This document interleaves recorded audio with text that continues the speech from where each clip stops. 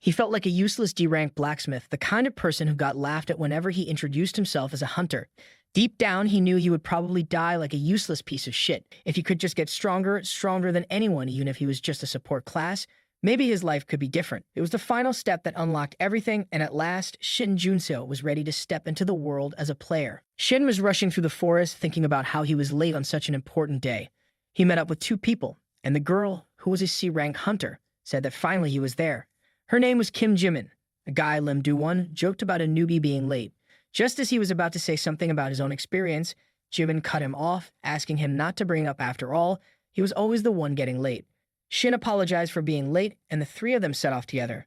Lim joked again, saying Shin wasn't that late after all. Kim agreed, adding that they could just walk the rest of the way since Hyunwoo and Do-yoon were already inside. Shin nodded but couldn't help feeling bad. It had been 3 months since he joined the guild, and this was his first dungeon raid. And of course he ended up late.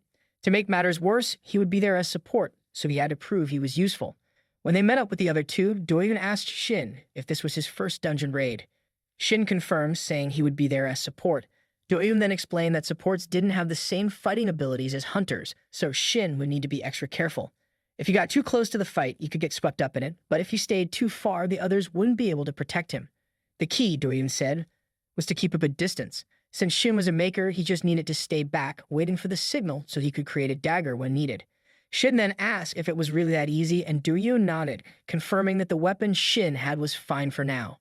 Do-yoon also mentioned that it was an easy dungeon and that it was Shin's first one, so he didn't need to overwork himself. Just then, Lee Hyunwoo activated his mana, stating that since he could feel it, there must be a monster nearby. Lim told everyone to get ready for battle and said they would move in formation. Do-yoon turned to Hyunwoo and asked if there were any remarks. Hyunwoo replied that there were 3 small mana signatures and 1 big one. The big one was enough to be considered a boss monster. Do-yoon raised an eyebrow. Normally, the bigger ones stayed within their designated areas. He then said he would take on the boss and told the others to handle the smaller monsters. He asked Shin how long it would take to make a dagger if he hurried. Shin thought for a second and replied that around 20 seconds, but it will only last less than a minute. Do-yoon gave a satisfied nod and said that it was good and asked to start making it now, and they will get this done in 40 seconds. Just then, 3 blue monsters and 1 purple one appeared, charging toward them. Liv immediately took action, raising his shield and slamming it down onto the ground with deadly force. Meanwhile, Kim took out one of the monsters with a swift punch.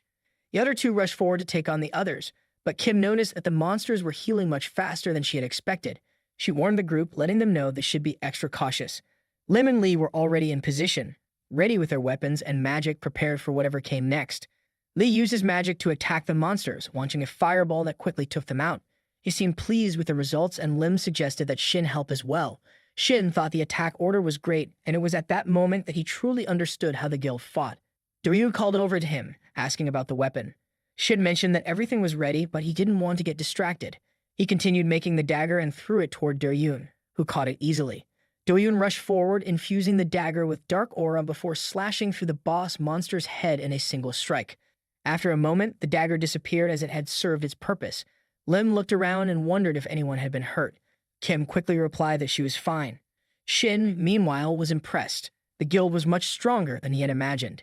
Each member was incredible on their own, and their teamwork was flawless. With enough accomplishments, they could easily become a top-tier guild.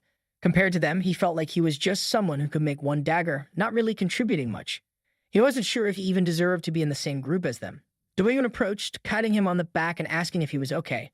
Shin denied it, thanking him and saying he wasn't really much help. Do-yoon raised an eyebrow, wondering why he thought that. He explained that because of Shin's help, he was able to save a lot of money. He revealed that his skill allowed him to consume weapons, meaning he wouldn't be able to afford even the cheapest ones on his own. That's why he needed a maker like Shin. It seemed all he needed was a weapon infused with mana to activate his skill. Once again, Do-yoon praised Shin for his work on his first dungeon raid and said he was looking forward to working with him again. Shin felt motivated by the compliment, thanking Do-yoon and promising to do his best in the future. Lim then suggested they take the loot, but before he could say more, the ground beneath them started shaking. Kim wondered if it was an earthquake. Lee quickly confirmed that the cave wasn't collapsing because they had already taken down the boss. Shin pointed ahead and said the wall seemed to be crumbling. Lee used his powers to get better look and confirm that it was like a pathway opening up, with the vibrations leading to another area. As Do-yoon mentioned the possibility of a secret place, Kim got excited and asked if this was the pathway to hidden treasure. She immediately urged everyone to go check it out. Kim was practically bouncing with excitement, but Lee told them to wait. It wasn't safe to rush inside. Doyun asked Lee if he had found anything, but Lee shook his head. Doyun wasn't too concerned, saying that the place wasn't going to completely fall apart. They would be quick. Lim, confirming that the guild master agreed, said to let's get inside. Lee, after a moment, agreed to join them. Doyun then called out to Shin, asking him to come along too. The scene shifted, and now Shin was running, chased by a monster. He couldn't understand how things had gone so wrong. Everyone except him was dead. This wasn't a monster that should have been in a D-ranked dungeon, and you had never heard of a monster that couldn't be detected by magic. The monster closed in and about to catch him. It landed a punch that sent him crashing to the ground so hard he spat up blood. His hands trembled as he tried to get up. He couldn't die like this. The monster lunged again, and Shin quickly made a dagger to throw at it, but it had no effect. The monster punched him once more, sending him crashing into the ground. The ice beneath him cracked, revealing water underneath. As he fell in, Shin thought to himself, so this was how it ended. D-rank support who can even use basic buffs like healing. He had finally joined a guild that actually needed him, but here he was running away like a coward, too pathetic to even be of use. He couldn't help but think that someone else would have been more helpful in this situation. Maybe he should have never become awakened. It was a dream he could never have reached. Then, out of nowhere, a screen appeared in front of him, telling him that he had discovered the spring and fulfilled all the conditions to become a player. Just as he saw the message, a bright light began to shine around him. A screen in front of Shin, showing he had received a new reward and needed to choose whether or not to check it. He wondered about this player thing and the reward. His mouth hung open for a moment as he thought about drinking some water, but then he snapped himself out of it. You don't know what's going on, and honestly, you don't care, he thought. He decided to just select yes. Suddenly, a massive dagger appeared, forming a set of stairs that helped him climb out of the ice and stand up against the monster. The system's voice echoed in his mind, saying he will inherit the experience of his previous life. Reward distribution completed. He used his power to summon several swords, launching them at the monster. The swords hit, and the monster was quickly taken down. Shin was left wondering what had just happened, and he felt unknown memories starting to take root in his mind. Before he could process it, the monster lunged at him. Reacting quickly, he created a giant shield just in time to block the attack. As the monster's punch slammed into the shield, Shin was shocked that he didn't take any damage. Even though it was a golem-type monster, it had incredible durability. But the shield was soon shattered by the monster's next hit, and Shin took a step back. If the information from those memories was correct, he thought, even though it's a golem type, its weak points and the tactics to take it down should still be the same. The problem was, the monster didn't seem to have any obvious weak points. Even if it took damage, it had a regeneration ability. So Shin decided to use his skill, Grid World, to get the upper hand. It was recommended that he deal damage from multiple angles at the same time. With his skill as the center point, he could materialize a grid in an equal distance radius. Anything created within this grid could move freely according to the user's will. Shin quickly released the attack, sending the grid to strike the monster from all sides, breaking it into pieces and killing it. At first, Shin thought of Grid World just as an auxiliary skill, something to help him use his creations more efficiently. But it seemed that as the skill's proficiency grew, it could also be used as an offensive attack on its own. The system window popped up, showing that the monster had been defeated. Shin was curious, but also confused. Could he not see the information about the dungeon monsters? Suddenly, a purple aura gathered around him, and just as he wondered what it was, a magic ball appeared in his hand. The system notified him that he had activated the passive magic absorption, but he still had no idea what that actually meant. His thoughts wandered to what had just happened. The memories from his previous life were coming back, but they didn't make much sense. He tried to make sense of them. He could clearly remember a few years into the future. In that future, the world had fallen, and there were things too terrible to even mention. Somehow, he had absorbed all the experiences and knowledge from that future. But even though it was a future, Shin knew it probably wasn't the same future as the world he was currently in. There were so many things that didn't add up, and the status screen in front of him was something he had never seen in his previous life. He finally realized that he had really become a player. The term player referred to those few who were chosen and had undergone an awakening. According to his memories, players didn't exist in the world back then. In fact, 2 years from now, only a small number of awakeners would be chosen to become players.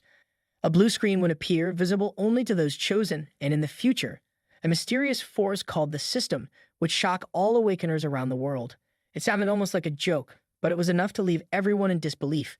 The System wasn't the only thing given to players. They also received unique rewards, strength, and skills that went far beyond what they had as awakeners. The System and these rewards came out of nowhere, and once the players started using them, their growth exploded compared to other awakeners. And thanks to the work of the guild leader, who was one of the first to become a player of the Doan Guild, the guild Shin was a part of was able to grow into a top-tier guild. While Shin didn't have a direct role in that, it was the catalyst for his growth in his previous life. Standing confidently in a developing guild, he had once thought it was convenient when he first heard about it. But now he truly understood how much of an advantage it had been. He thought he could check the skills he would learn and their proficiency in the system window, and it was pretty convenient when he found out about it. If his skill proficiency had transferred over from his previous life, the skill he used on the golem's corpse was something he didn't have back then. He hadn't heard of any other players with a skill like that, so he wondered if it was something only he had. The skill gathers energy from contaminated mana, and he had a vague idea of how to use it, so he decided to think about it later. Then he looked at the other dead bodies and said that taking care of them was the priority. The scene shifts to the Hunter Association headquarters, where a lady asks a boy if they just sent Shin home. The man was confused and asked what she meant. She explained that it was strange. A small guild had attacked an unconfirmed dungeon, and there had been an accident. 4 out of 5 members died, and the only survivor was a D-rank supporter. She said she would understand if he had run away while the other hunters were fighting, but that wasn't the case. He even took care of the bodies and reported everything to the association. Since the gate had already disappeared, they couldn't confirm anything further. She then asked him what he thought, mentioning that something felt off. He asked her if she really thought a D-rank supporter could kill a hunter, then patted her head with a file, telling her to wake up. He reminded her that this wasn't a civilian case and that even if something weird happened, they couldn't really figure out what went on in the dungeon. She mentioned that it was hurting. He asked her if she didn't have any other guesses, saying it seemed to happen more often these days. He then started moving away, mentioning that hunters who find a great dungeon and don't report it were a problem. If they report it to the association and it goes to auction, all they get was some prize money. So instead, they risk their lives to go in secretly. After all, it's almost impossible for a small guild to win a bid on a gate. He then told her to just call him if they needed additional investigation or something. She agreed. The man left, glancing at the file and noting that the boy's name was highlighted. He thought that even though he would said all that earlier, it still felt different from a normal case. The whole situation had this lingering feeling that something was off. First of all, the boy's behavior during the investigation wasn't calm at all. He had almost no dungeon experience and had just witnessed an accident, so it wasn't weird for him to be panicking. There were some missing details, but the boy explained everything cleanly. Maybe it was just his personality. Still, something felt wrong, but he couldn't put his finger on it. It was frustrating, but it wasn't something for him to worry about now. He would have to go and check things out himself. On the other hand, Shin was walking while using his phone, thinking that no matter how he looked at it, something was off. He couldn't shake the feeling about the unconfirmed gate. The dungeon didn't exist in the memories of his previous life, and when a guild member checked the gate bid form, it definitely had the association's stamp on it. But it was still listed as an unconfirmed gate by the association. Someone must have impersonated the association and tricked the Doan Guild, or maybe the association itself was involved. What bothered him even more was that it hadn't just happened to the Doan Guild. As the investigator mentioned, there were already multiple cases involving unconfirmed gates and missing people, and even though he didn't know all the details, he noticed a common theme among all the guilds mentioned in the news. They all had players in them, like guild leader Doyun, and even prodigies who would be called heroes in the future.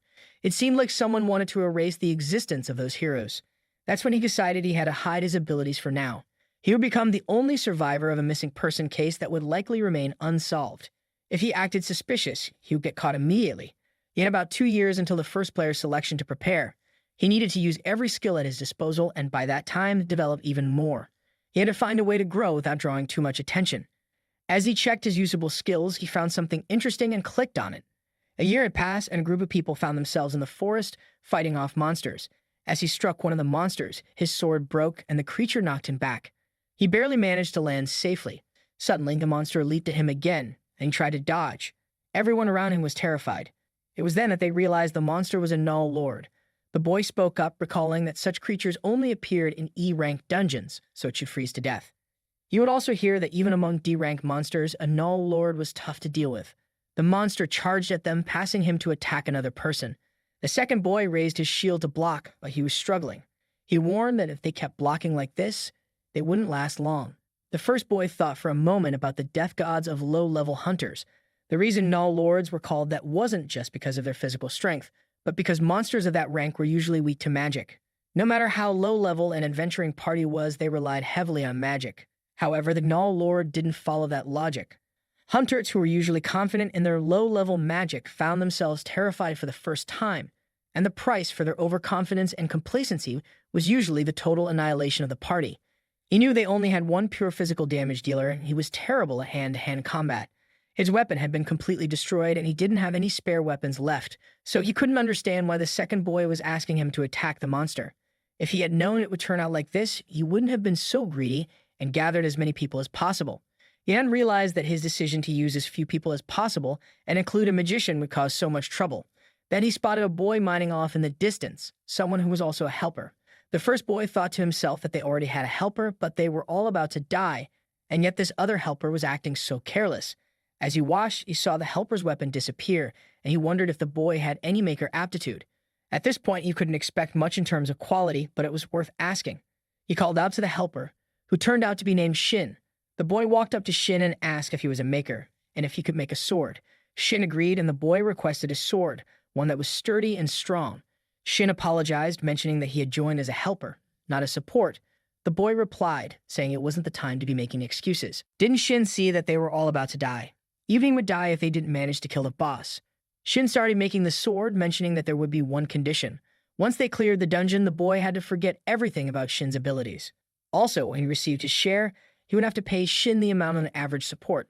If the boy was okay with that, Shin would help. The boy scoffed, wondering what kind of quality Shin's sword would be, given that he couldn't even get a job as a maker and was stuck running around as a helper. He didn't think they could clear the dungeon with just any weapons, and if Shin was going to be stubborn, it wouldn't help. Shin responded, laughing. He said it was funny, because good weapons were an essential part of clearing a dungeon, and as long as he had that necessary element, he guaranteed they would be able to clear it. With that, Shin started making the sword. The scene then shifted to the Overkill Guild, one of the 3 major guilds in Korea. A girl knocked on the president's office door. The president called for her to come inside. She entered and mentioned that the Awakeners Association had requested their cooperation, especially due to a dungeon with a rank error.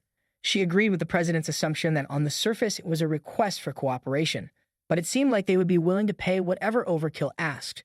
The president stated that those other guilds didn't have a choice.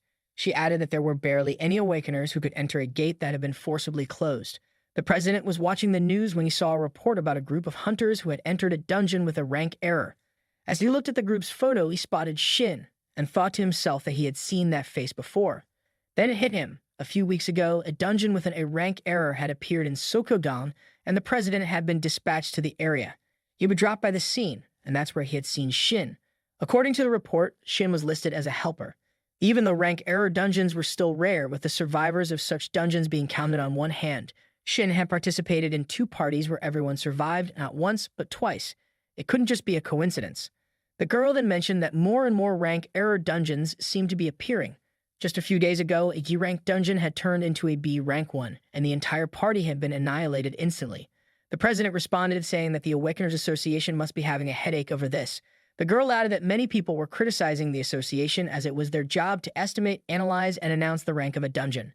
The president thought to himself that the association must be suffering right now. He then suggested that those with the trespass skill in their guild should take on more commissions for a while and keep an eye on the situation. Then he wondered about the task he had asked her to look into. She mentioned that she had looked into it here and there, but she couldn't find a weapon maker who was a rank or higher. However, she did receive a B-rank weapon from a Japanese blacksmith, and she wondered if the president would want to test it. He replied, saying that she knew how any weapon below a rank would be destroyed as soon as he used his skills, and that there were only a few makers who were capable of making higher quality weapons to begin with. He stood up and asked her to look into it for now, as he was reaching his limit of wasting weapons like that. She agreed, and just as she did, someone entered the room, informing President Taehyun that something had happened. Taehyun asked what was going on, and the man explained that he had checked the location of the dispatch request sent by the association. It turned out to be a D-rank dungeon where some of their newbies had entered as part of a free attack team. Taehyun asked about the measured ranks after those entries. The man revealed that it was ranked C, or an upper C rank. Taehyun, looking serious, said that he couldn't afford to lose his newbies, and it seemed like an urgent situation, so he would go there himself. The scene shifted to the dungeon gate, where the media was reporting on the situation.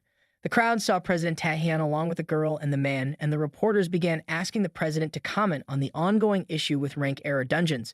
Someone mentioned that the association had sent a cooperation request to them for the dungeon entry, and if those rumors were true, was that the reason Taehyun came himself because his guild members were part of the dungeon attack team. A lady there thanked Taehyun for coming, saying she didn't expect him to show up in person.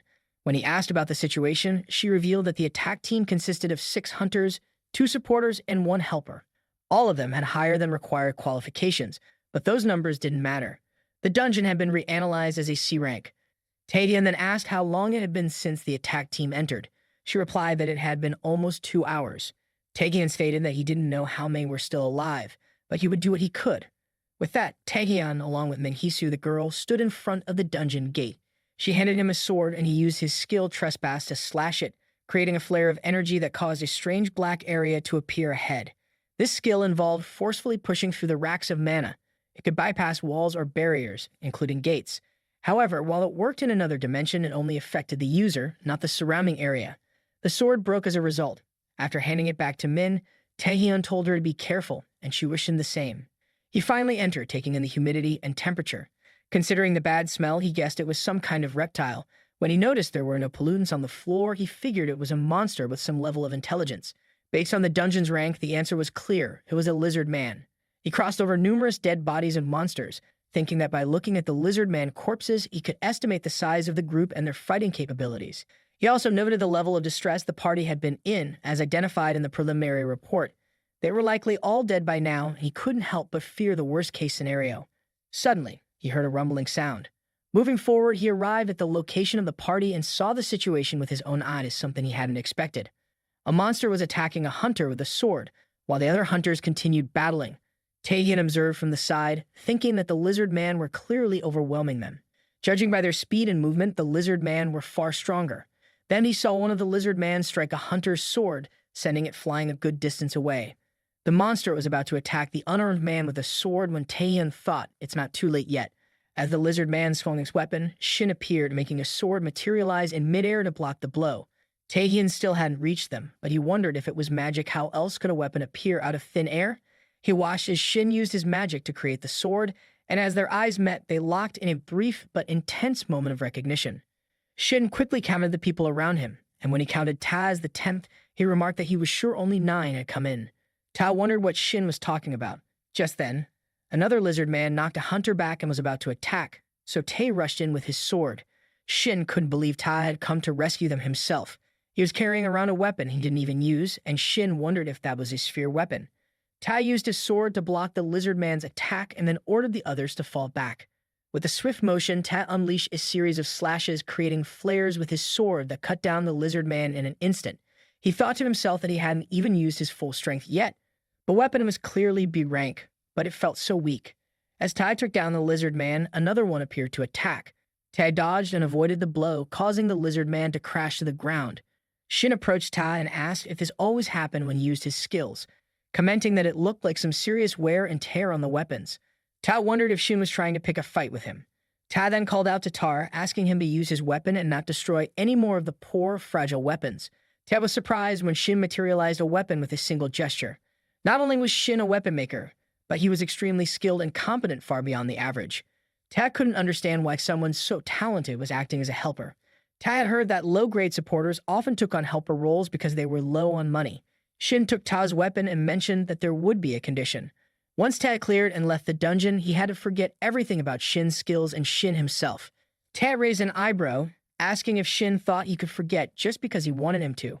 Shin replied that if Ta didn't agree, he could just go ahead and smash all his high-class weapons. Ta thought for a moment he knew that the weapon would probably break the moment Shin used a skill on it, but having more weapons couldn't hurt. So Ta agreed, promising he would forget about it. Shin smiled, saying that was great, and told him to go ahead and go wild. Ta rushed to attack the lizard man, flaring his sword and breaking the monster's weapon. Shin watched in surprise, thinking that Ta was only planning to deflect the attack, but instead the opponent's weapon was destroyed first. Ta's control over his weapon was far beyond what Shin had expected. He wondered if Ta's weapon was just that much stronger. Shin, intrigued, thought to himself that the weapon maker must be capable of manifesting a weapon that was at least B rank on the spot. This was getting interesting. Shin then decided to test just how capable the weapon was and cranked up the power. He stabbed the lizard man using Fire Blast as well. After that, he jumped behind the lizard man, stabbing the weapon into its head and releasing another blast of fire. The lizard man spat out green blood as it fell, and Tao stood there, his weapon, the one made by Shin, covered in the blood. He looked at the weapon in surprise, noticing that there wasn't a single scratch on it. Just as he was about to think further, the newbies from his guild appeared, calling out to him. They thanked him, saying that it was because of Ta that they were alive and saved. Ta replied, relieved that none of them seemed badly hurt. They told him that they couldn't even fight with their own weapons, but thanks to Shin, they had been able to hold out. Ta then turned to Shin and asked for his name. Shin wondered why Ta would want to know the name of a helper. Ta replied that they should at least know each other's names. He then introduced himself. Finally, Shin approached and introduced himself as well. He said he would leave the magic stones at the dungeon's entrance. The others agreed, but Ta asked Shin to come along with him to the boss room. Shin replied that he was just a helper. Ta insisted, explaining that the dungeon had already turned into an error dungeon, which meant that if they didn't defeat the boss, no one would be able to leave whether they were a helper or a supporter. Shin responded, mentioning that Tar was more capable of taking down the boss. Ta stated that, as Shin had seen earlier, no other weapon could handle his skills. No matter how skilled Shin was, wasn't it pointless if he just smashed the weapon Shin had made for him? Shin replied that the weapons he made wouldn't break. Ta countered, saying that was what Shin thought, but this was an error-class dungeon. The creatures inhabiting this place were far beyond the average lizard man. And if the boss was just as strong, no amount of caution they took would be excessive. Shin agreed and started moving, his steps echoing as he followed Ta. When they reached the boss room, they saw the Lizard King and another lizard man. Ta suggested that it would be better for Shin to ignore any previous danger levels or information he had and focus on putting an end to it as quickly as possible. He warned that if they took too long, his weapon might snap in two. Shin again assured him the weapon wouldn't break, and if Ta didn't believe him, he could always test it out himself. The Lizard King commanded his minion to attack, and the lizard lunged forward with its paw. However, Shin and Ta skillfully dodged the strike. Ta then charged with his sword, but the lizard used its power to overwhelm him with intense pressure. Ta was disoriented, unable to comprehend what was happening. As he leaped into the air, the Lizard King jumped as well, attempting to strike Ta's weapon. After the clash, Ta was sent flying into the sky. The Lizard King swiftly climbed onto the lizard's head, and the creature unleashed a powerful flame attack toward Ta. Just in time, Shin created a protective shield barrier around Ta. The lizard retaliated, knocking Shin back. Ta, still in the air, turned to Shin and asked that wasn't he the one who makes weapons. Shin replied that a shield can be a weapon too, and didn't Ta get hit by one before. Ta flared his sword, promising that once they get out of there, he had plenty of questions for Shin. The Lizard King then conjured a long chain to strike Ta. However, Ta effortlessly stopped the chain with his fist, causing it to wrap around his sword. As the Lizard King tugged on the chain, Ta was pulled closer. Shin, urging Ta to focus, said to stop playing around and fight properly. In response, a second sword materialized in Ta's other hand.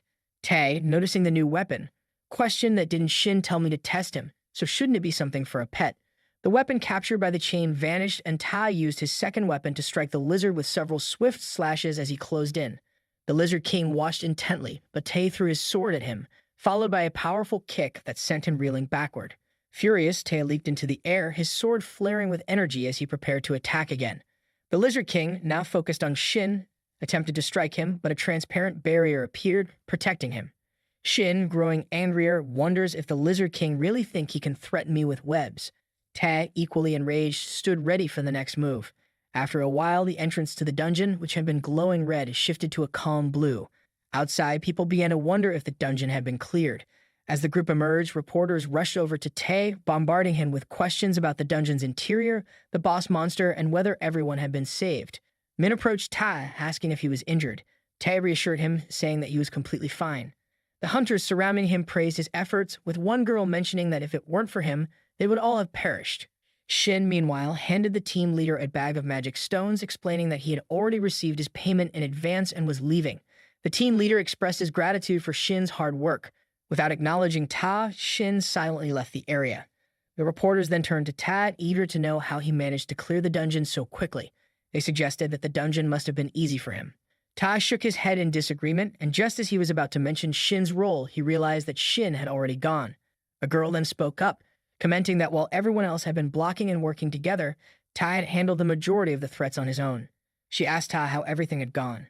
A boy chimed in, expressing that all of their weapons had been destroyed and he had no idea how dangerous the situation was. He added that if it weren't for Ta, they would have all been wiped out long ago. Ta, slightly confused, asked the boy what he was talking about. He explained that when it came to the weapons, it was thanks to the person who had been crafting them for the group, which allowed them to last as long as they did. The boy apologized, and Ta then inquired about the support who had come as a helper and weapon maker. The boy seemed unsure about the weapon maker, acknowledging that the helper was indeed a support role, but wondered if that person had any special abilities. The girl replied that she wasn't sure about that. Tay, still puzzled, asked the others that didn't them all see how the helper made the weapons. The others were confused, wondering if he was referring to the pickaxe. Tad didn't believe that person even carried a pickaxe, but he had brought it and used it, though they must have lost it along the way. Tad then realized that the person had mined all the mana stones. As Tad wondered what was happening, he remembered that they had all received weapons from the same person, yet it felt as if they had forgotten that fact. He recalled Shin giving him a sword and telling him to forget everything related to his abilities. Ta then thought about the rental pay and how the person had used a skill exclusive to a rank or higher makers. Just then, a man called out to him, and Min noticed something was off. Ta handed a container to the man, then turned and left to search for Shin, wondering where he had gone and if he had already left. Meanwhile, Shin had been hiding while Tay searched for him. Min and the man approached, asking Ta what was wrong. Tay called out to Min, telling her he needed her to find someone for him. As Ta sat in his guild office, Min arrived with information about Shin's location. Around 10 o'clock that same day, Shin, accompanied by a 5-member team, had entered a D-rank dungeon near Sampa. Ta nodded in agreement, mentioning that Sampa wasn't too far away.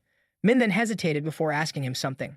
She mentioned that she had a question that why he was so interested in a D-rank maker like Shin. Ta pondered for a moment, wondering if that's what it seemed like to her. He thought about how, on the surface, it was easy to dismiss Shin based on his status and background, which clearly indicated he was a D-rank. But Ta knew better. The rental pay skill alone disproved everything. The level of skill in that ability was beyond anything Ta had seen before. It wasn't just some ordinary skill, it was something with the potential to bring about great fortune. Yet it seemed that Shin was using it only to conceal his true identity. A weapon maker with such talents could easily reach a level far higher than D rank, and Ta was certain he would understand more when he finally met Shin again. At that moment, he would no longer feel the same doubt. Ta would be able to use his full power without worrying about the weapons breaking.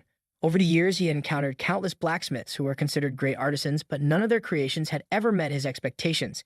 He had tested the weapons of renowned blacksmiths, but every single one had eventually broken, unable to withstand his power. To make matters worse, the weapon-making abilities of most creators were limited to traditional forms of weapons. But Shin's abilities were clearly something different. But the weapons created by Shin far exceeded the limitations of ordinary abilities and weapon forms. It was as if those limitations simply didn't exist. With Shin's abilities, even the most difficult feats were possible things that he hadn't been able to accomplish before simply because he lacked the right weapon. Tay considered the usual clearing time for a D-rank dungeon by a 5-member party. It typically took around 4 hours, and they had only 1 hour left. He then turned to Min and asked about his schedule for the day. She informed him that at 7 o'clock p.m., he had a meeting with the guild master, Kyunmu. Tay decided to leave, instructing Min to cancel the meeting, as he needed to leave ahead of time. He wanted to avoid any chance of missing Shin. The scene shifted to the dungeon where a boy in armor had just defeated a boss. He was in shock, realizing that the ribbon used by the helper was indeed made by Shin. If such mana could destroy a boss weapon, Shin must surely be at least B rank. When the man's weapon shattered into 2 pieces, the boy thought they were done for. But to his surprise, he hadn't anticipated that the person who had entered as a mere helper would possess such an incredible ability. He marveled at the quality of Shin's work, admitting he had never seen anything like it before. Grateful, he thanked Shin, acknowledging that if it weren't for his help, they would have failed. He suggested that they should recruit him. A girl nearby agreed, commenting that it was a shame Shin was still going around as just a helper. The boy agreed, commenting that Shin certainly had a good eye for this kind of thing. Shin, however, was deep in thought. He realized he had used more mana than he would anticipated. He hadn't expected to encounter a party struggling so much, especially since it wasn't an era dungeon. As he began collecting the magic stones, he thought if only he had just a little more mana left back then, things wouldn't have gone so poorly. He recalled the intense heat that had filled the dungeon earlier, especially after defeating the golem. Once he had used up all his mana, the heat dissipated and never returned. The mana he felt now was no more powerful than that of a typical D-rank awakener. Still, there was a relief that he hadn't encountered any major problems while crafting the weapons. Shin also reflected on how his fast life memory had helped him in ways he hadn't expected. The maker's basic skill, creating, was designed to aid in the creation of specific objects. It was a highly intuitive skill, where the quality of the item created was directly proportional to the mana used. However, there was still one unknown aspect, another method that could enhance the performance of the skill, which Shin hadn't yet uncovered. What he did know was that the deeper his understanding of the object he was crafting, the higher the quality of the creation. The most remarkable aspect of the ability was that, as the quality of the item increased, the efficiency of the mana used also improved. This meant that even when using the same amount of mana to create identical objects, the quality would vary meaningfully based on the creator's level of understanding. After his hidden ability was revealed, Shin found himself reflecting on the various training he had undergone. He remembered his horse training, the material research, the lessons he received from a hunter as a support, and his time spent in the workshop learning the intricacies of crafting. Despite all this, the excitement he felt was more intense than he had expected. He continued mining, thinking that while he didn't know exactly how much better his abilities would become, he knew that, in comparison to the mana he was using, the quality was improving. However, it was clear that there were still limitations both in crafting and in using the rental pay skill. The process was still clunky, and he struggled to use both abilities effectively at the same time. As he gathered the magic stones, he thought about how expensive mana-related equipment was. That was why, for the time being, he couldn't afford to purchase any of it. Please, just a few more mana points, he thought, knowing that mana-related items were among the few things that could be mass-produced. He made a mental note to order more potions. Although his earnings as a helper were modest, he was still struggling to get by. No one would accept a D-rank maker as a full-time support, so he didn't have many options. But at least the results of his efforts were promising, and for that, he was relieved. He opened his status window and saw that there was only a small amount left until he reached his mana absorption goal. About 20% remained. He realized that a few dungeon clears wouldn't be enough. A single man clear only contributed just over 1% of the total mana, and the efficiency was far too low. The only remaining option, it seemed, was to enter in a rank error dungeon. To absorb a large amount of mana at once, entering the ranker dungeon was the only method. Unlike other dungeons, it allowed for significantly more mana absorption, which was exactly what he had been seeking. The problem was that he couldn't predict the difficulty of the ranker dungeon before entering. It would have been tough without Ta's presence, as the previous experience had proven. He concluded that there would likely be at least a C-rank boss, and so he needed to prepare accordingly. The only way to grow as a D-ranked awakener for now was to focus on the rewards gained from mana absorption. The team leader acknowledged their efforts and appreciated their work. As they were leaving, he mentioned they would meet again in the future. Shin felt satisfied that he had created lasting memories with them. Just then, Tae caught up to him and asked if Shin remembered him. Shin realized his efforts hadn't had much impact, and in response, he asked Ta if he would believe him if he said he didn't. Ta responded by handing him a card, and Shin inquired what kind of work Ta wanted from him. Ta explained that he had something important to discuss, which was why he was asking for a little of Shin's time. When Shin saw the Overkill Guild name on the card, he recognized it as one of the top 3 guilds in Korea. He knew he wasn't in a position to get involved with such a prestigious guild yet, so he needed to find a way to politely decline. Shin claimed he didn't have any time, mentioning a prior dinner appointment.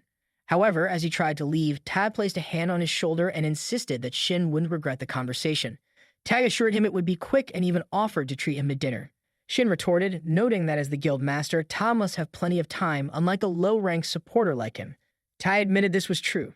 Shin wasn't thrilled about it, but he realized he needed to gauge how much the rental fee had affected Ta. Reluctantly, he agreed to talk for a while. The 3 of them went to a traditional house for dinner, and Shin asked what business the guild master of the Overkill Guild could possibly have with a D-ranked supporter like him. He suspected it was simply because Ta had too much free time and wanted to make small talk.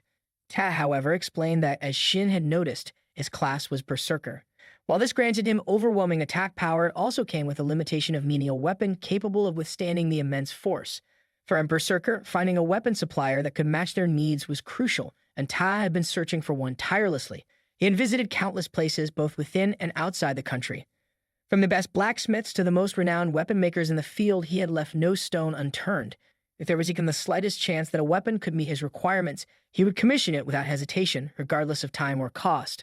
However, every weapon he had used up until then had been unable to withstand his full power except for one, the sword created by Shin. Shin realized then that the rental pay hadn't had any effect on Ta, and he didn't believe there was a nullification skill in the Berserker class. Tae's careless confidence made Shin wary. He knew he would need to be cautious when using such a strategy with higher-level hunters. Ta, sensing the change in Shin's demeanor, decided to be more direct. He asked if Shin would be interested in joining his guild. Knowing that Shin wasn't currently affiliated with any guild, Ta promised that, if he joined, Shin would receive the best possible treatment. Ta offered Shin a contract fee of 10 billion, along with separate payments for operational expenses and dividends. The contract would be for 1 year, and each time it was extended, the fees would increase by 10%. As he was about to explain that the exact details would be in the contract, Shin quickly apologized, explaining that he had no intention of joining a guild and would have to decline the offer. With that, Ta had no further discussion to offer. Shin stood up to leave and thanked him for the meal. Ta called out to him once more, but Shin didn't stop. Min, who had been quietly observing, asked Ta why he had made such an offer to Shin. There seemed to be no clear reason for it, yet the conditions were trivial.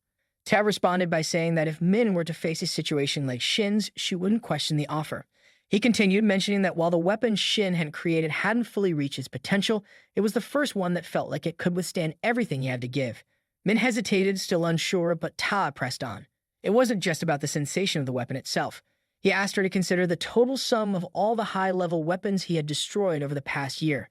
Min realized then that the guild master's expenses on weapons were astronomical, especially when factoring in the cost of those weapons being destroyed because they couldn't handle the pressure. If the weapon wasn't above a certain rank, his abilities wouldn't even be able to be fully unleashed.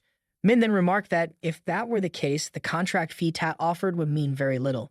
However, the issue up until now had been that no one, not even those considered the best in the field, had been able to craft a weapon that could withstand such power. Ta responded by explaining that the fact Shin had this ability was exactly why he wanted to recruit him at any cost, regardless of the offer he made. Shin, as he walked away, thought to himself that there might come a day when he would have to turn down an offer from one of the top 3 guilds, the Overkill Guild, and from Tagian himself. While it was a tempting offer, he knew it was still too early for him. He decided to wait patiently, certain that Ta would come back to him again. The scene then shifted to a dungeon where several goblins were being slain. Suddenly, one boy's arm was severed by a mysterious figure. Another boy, witnessing this, asked the man who he was. The man wielded a giant sword, and his actions were so striking that they would be remembered for a long time. At a moment like this, most people would be whining or begging for their lives, losing consciousness from the pain. But this person, the one who would eventually become a hero, was different. He stabbed the first boy, killing him without hesitation. The second boy, stunned and confused, wondered what had just happened. Was the man trying to kill them all and take their trophies? The man, not concerned with such a mundane reason, responded that it wasn't his intention to explain himself.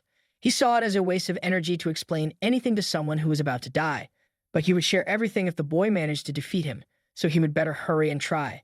The boy realized the man was not an easy opponent. At this ambiguous distance, he would surely die, so he resolved to either lose an arm or a leg in an attempt to fight back. He charged at the man, but the man blocked the attack effortlessly with his massive sword and swung it back with such force that the boy's sword was sent flying into the air. The boy was stunned. The man then kicked the boy with such strength that he was knocked back. He muttered that it was so disappointing and excited by the fight, the man said it was his first hero-ranked subjugation in a year. However, to think that the boy was such an insignificant opponent was a letdown. Still, he commended the bravery it took for the boy to challenge him. The boy, now on the ground and realizing his fate, pleaded for his life. The man coldly replied that he would send the boy off cleanly, and with that, slashed him dead.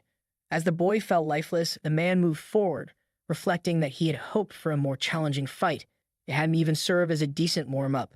The boy had worn an unfair expression in his last moments, but there was no need for concern. The report would make it clear that they had fought valiantly against the boss and died heroically. He tossed the dead body of the boy aside, remarking that this was a common occurrence in a Ranker dungeon.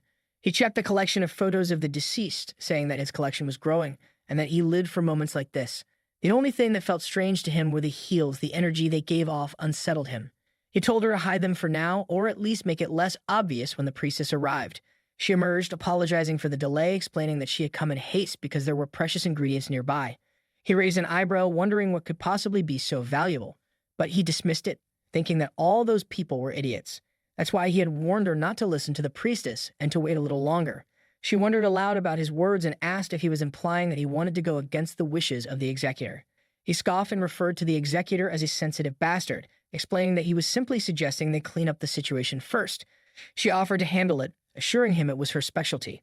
He reminded her not to forget their promise that she would let him face an S-rank hunter, and that was the only reason he had been associating with her.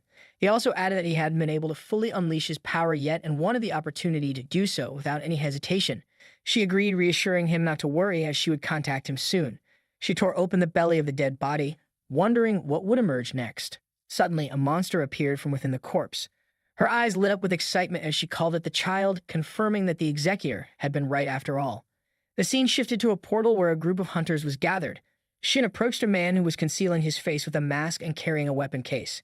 He was visibly surprised when he saw the man, and it was none other than Ta.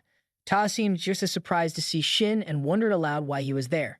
Shin asked him why he had come, and Ta replied with a grin, noting that Shin had a good eye for recognizing him.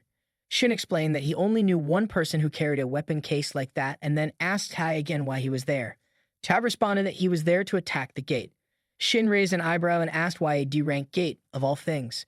Tai explained that the guild member who was supposed to enter had suddenly fallen ill, so he was filling in as their substitute. Before Shin could say anything more, a man called out to them, urging everyone to head inside. Tai turned to Shin and said to let's get going. As they began to move, Shin couldn't help but think to himself that he knew Ta would show up eventually, but he hadn't expected him to be so quick. Now he would have to adjust his plans accordingly. They all finally entered and Ta turned to Shin, asking why he had refused to join the guild. Shin replied that he had already rejected the offer and didn't want to discuss it any further.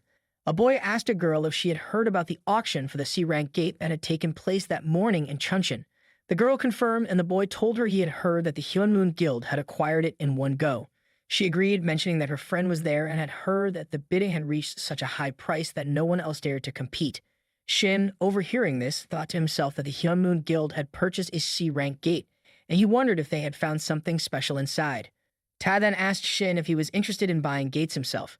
He explained that if Shin joined their guild, he would be able to easily acquire special gates above B rank, as there were certain privileges that came with the guild's name. Shin reflected on Ta's words. To most Awakeners, the name of their guild was of utmost importance. It not only brought them the envy and admiration of the public, but also granted them opportunities for other lucrative jobs, along with incomparable revenue and rewards.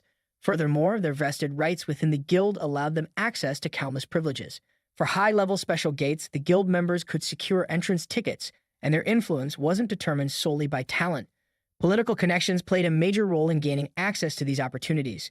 This structure meant that rare treasures, those that could be earned through such gates, would naturally fall into the hands of the larger guilds. Tae told Shin that, as an awakened, he must have a goal he was working towards.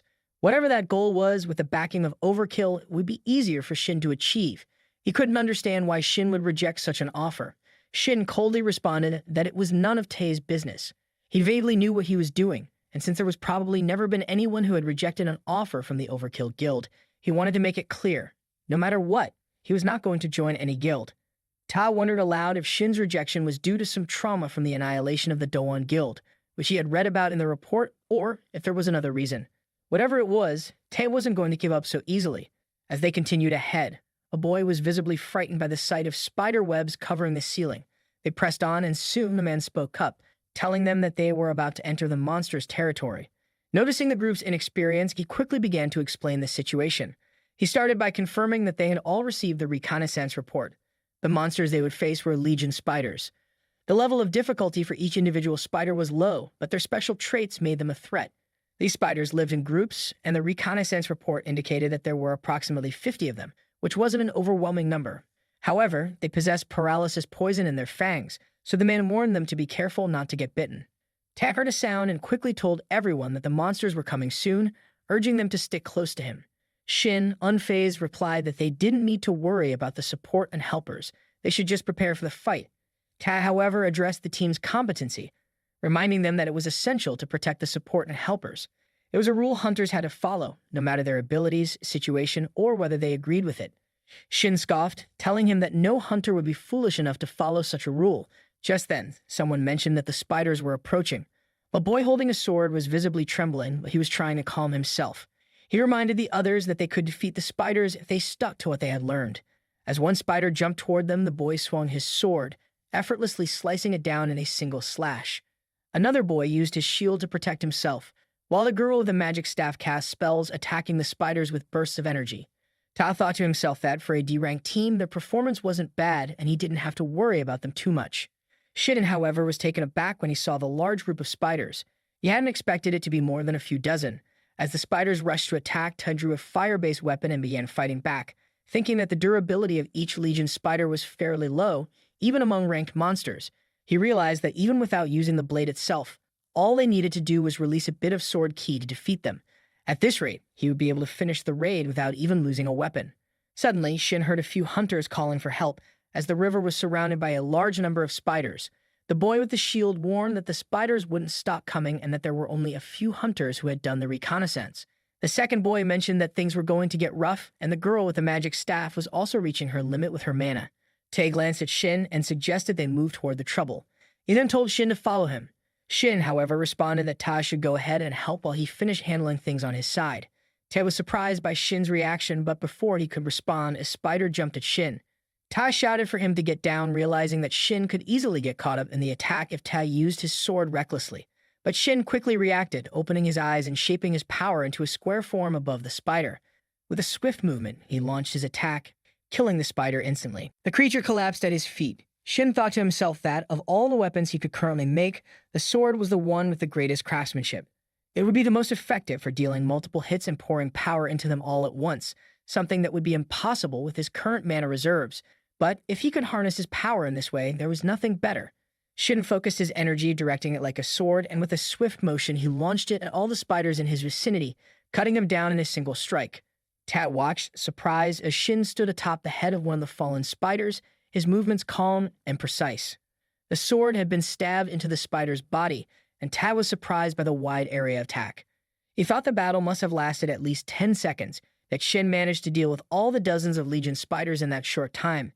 Tai wondered if Shin used materialization in the fight, but quickly dismissed the thought after all. Shin was a talented support who could hold his own.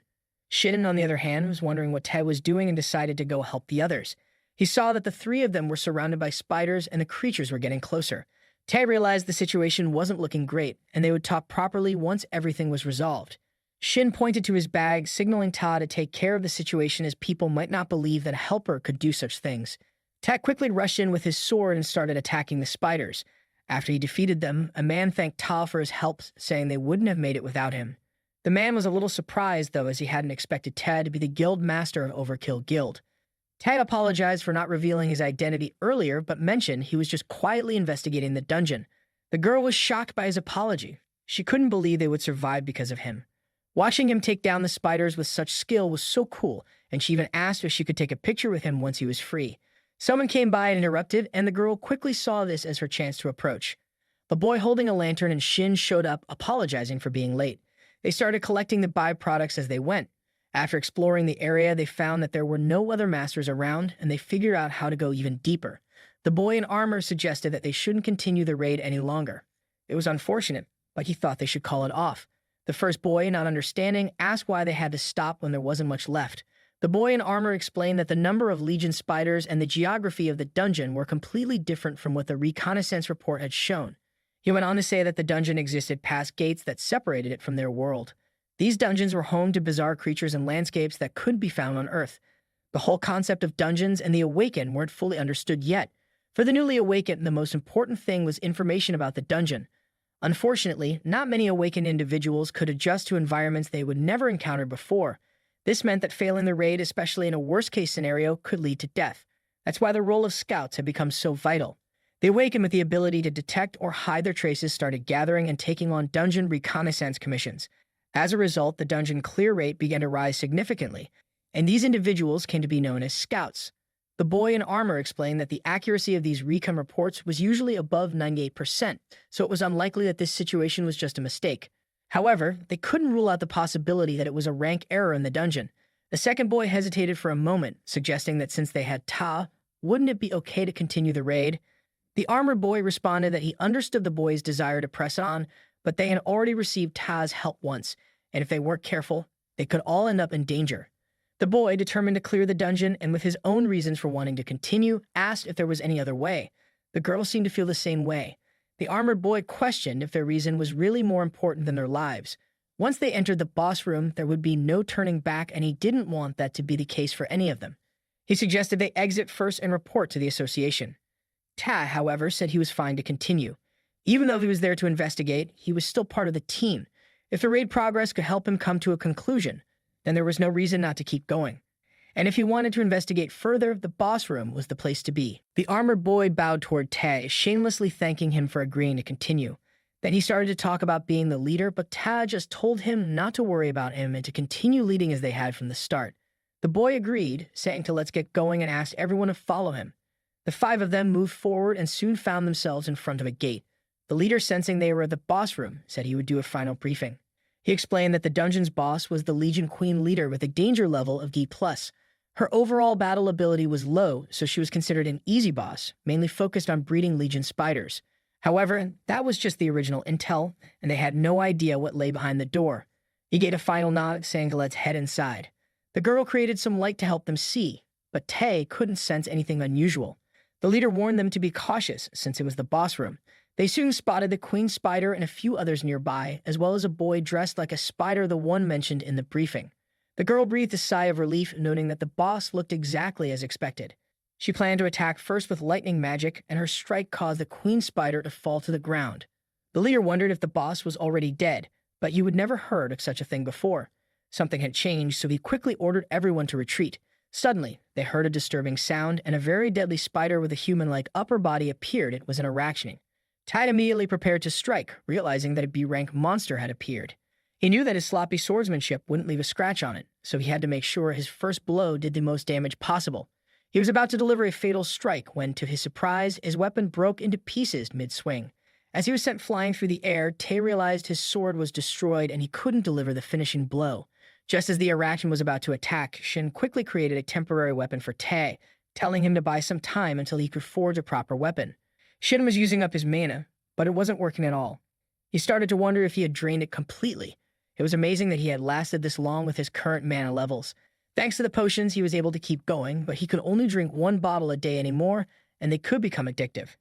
After drinking the potion, he noticed the effects were still good, but it was too late for him to make a proper weapon. He began crafting it, thinking about how the Arachne was a high-level B-rank monster, while the error boss that should have appeared was the C-rank monarch spider. They were incredibly lucky that Ta had joined them. Without him, it would have been nearly impossible to face the Arachne with their current group. When the danger level hit B, everything changed and the fight became much harder. The Arachne was battling Ta, who was surrounded by flares. Shin thought to himself that his fighting power was equal to 5 rank hunters. Given the Arachne's abilities, they couldn't rely on Ta alone. He turned to the others and told them to get ready. They should be able to move now since the Arachne's killing intent had shifted targets. The leader of the party wondered who Shin was. The second boy questioned why someone so talented was participating as a helper. The girl wondered if Shin had come along with Ta. Shin ignored their questions and told them that they had something to deal with first. He then quickly made 3 weapons based on the abilities of the 3. He told them to pick up the weapons in front of them and either raid the dungeon by defeating the spiders or run away and wait outside until the situation cleared up. Shin trusted that they would make the right decision. As more spiders rushed toward them, the boy slashed through them with the sword, amazed by how powerful it felt. He had never wielded such a weapon before. With each slash, it felt like cutting through paper, and he even wondered if killing monsters was always this easy. The girl, using high-level magic, attacked all of them at once.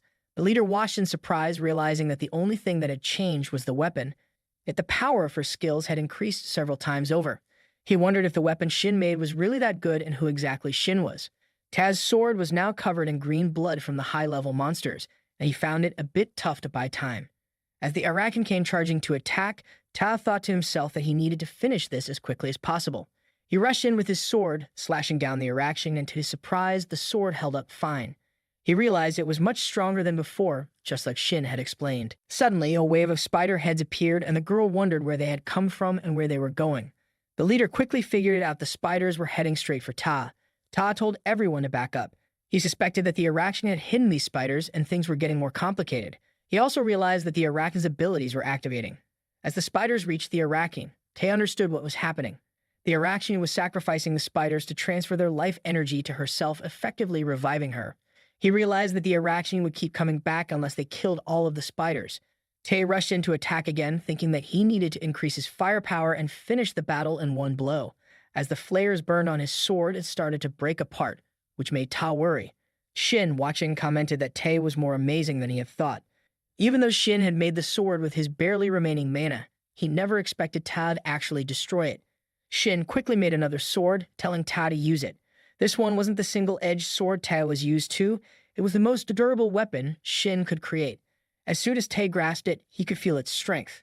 With this new weapon, he was confident he could defeat them all in one strike. He coated the sword with his flares and prepared to strike.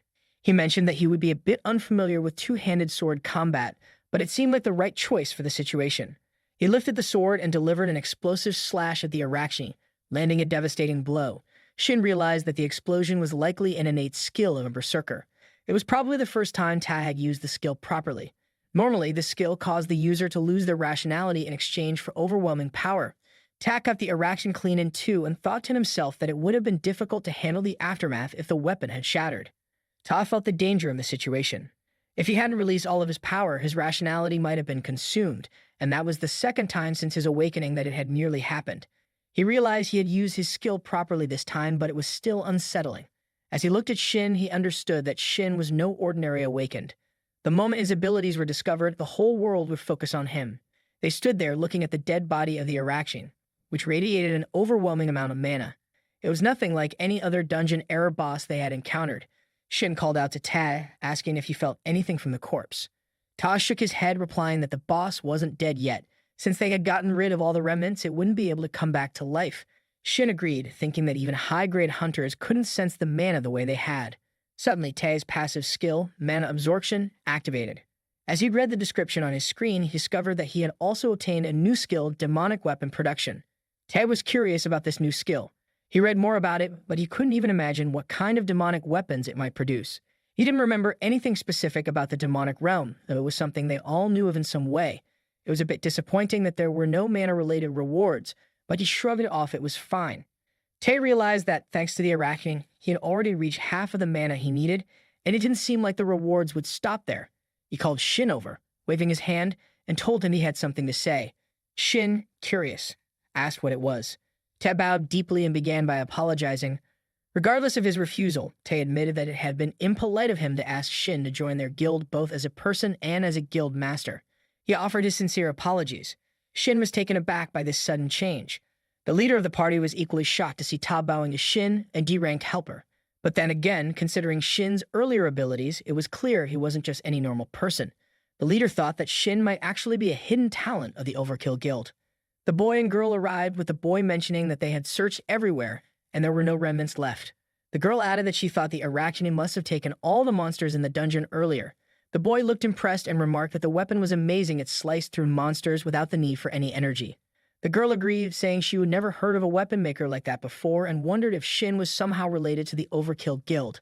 The leader motioned for them to leave and contact the association. The boy, still curious, asked if there was any particular reason they should leave so soon. The girl agreed, saying she wanted to thank Ta and the helper first.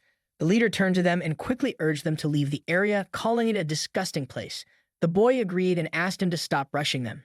As they were leaving, the leader glanced back, thinking it was clear that the helper must be connected to the guild. It was good to leave now without attracting any unwanted attention or getting involved with the affairs of a big guild. Things would only get tiring for them. However, he couldn't help but think that no matter the emergency situation, revealing that kind of power so easily was different from what a big guild would usually do.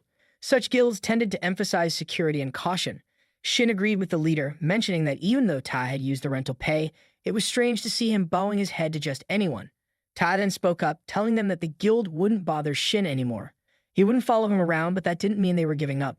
It was his first real opportunity, and he wanted to make a contract. He promised that Shin would like the terms. The next morning, Shin arrived at the Overkill Guild and met Min. She greeted him warmly, saying it was nice to see him again. She introduced herself as the attending secretary of the guild and said she was in charge of the contract proceedings for the day. She handed him a document to sign. Shin thanked her, mentioning that Ta had said he would contact him right away, but he hadn't expected it to be the next morning. Min explained that Ta had told her to proceed with everything as quickly as possible. Shin wondered what this was all about and felt like things were getting more serious than he had anticipated. Min mentioned that the room they were in was a special reception area inside the guild, one with particularly strict security. She reassured him that if he was worried about any leaks, there was no need to be concerned. She handed him a paper, explaining that it was the contract with the conditions Ta had discussed with him inside the dungeon. She added that while it would take some time, the contents of the contract could be changed if necessary, so he should feel comfortable sharing his thoughts. As Shin looked at the document, he realized it was exactly as Ta had described in the dungeon, and it felt much more real seeing it organized like this. He set the paper down and told Min that there was no issue, so they could proceed. He reflected on his conversation with Ta in the dungeon, where Ta had mentioned that he would be an unofficial supporter. Although it was just a guess, Shin now vaguely understood why Ta had been so reluctant to join a guild. For a number of reasons, he needed to hide his true identity. If that assumption was correct, this offer could be of help. They could secretly supply him with materials he needed, top-tier ingredients, and access to the gates without the usual attention. While the contract would need to be formalized, everything would be handled discreetly. Shin couldn't help but wonder why Ta was being so generous. Ta responded, saying it wasn't for free. He laid out his condition.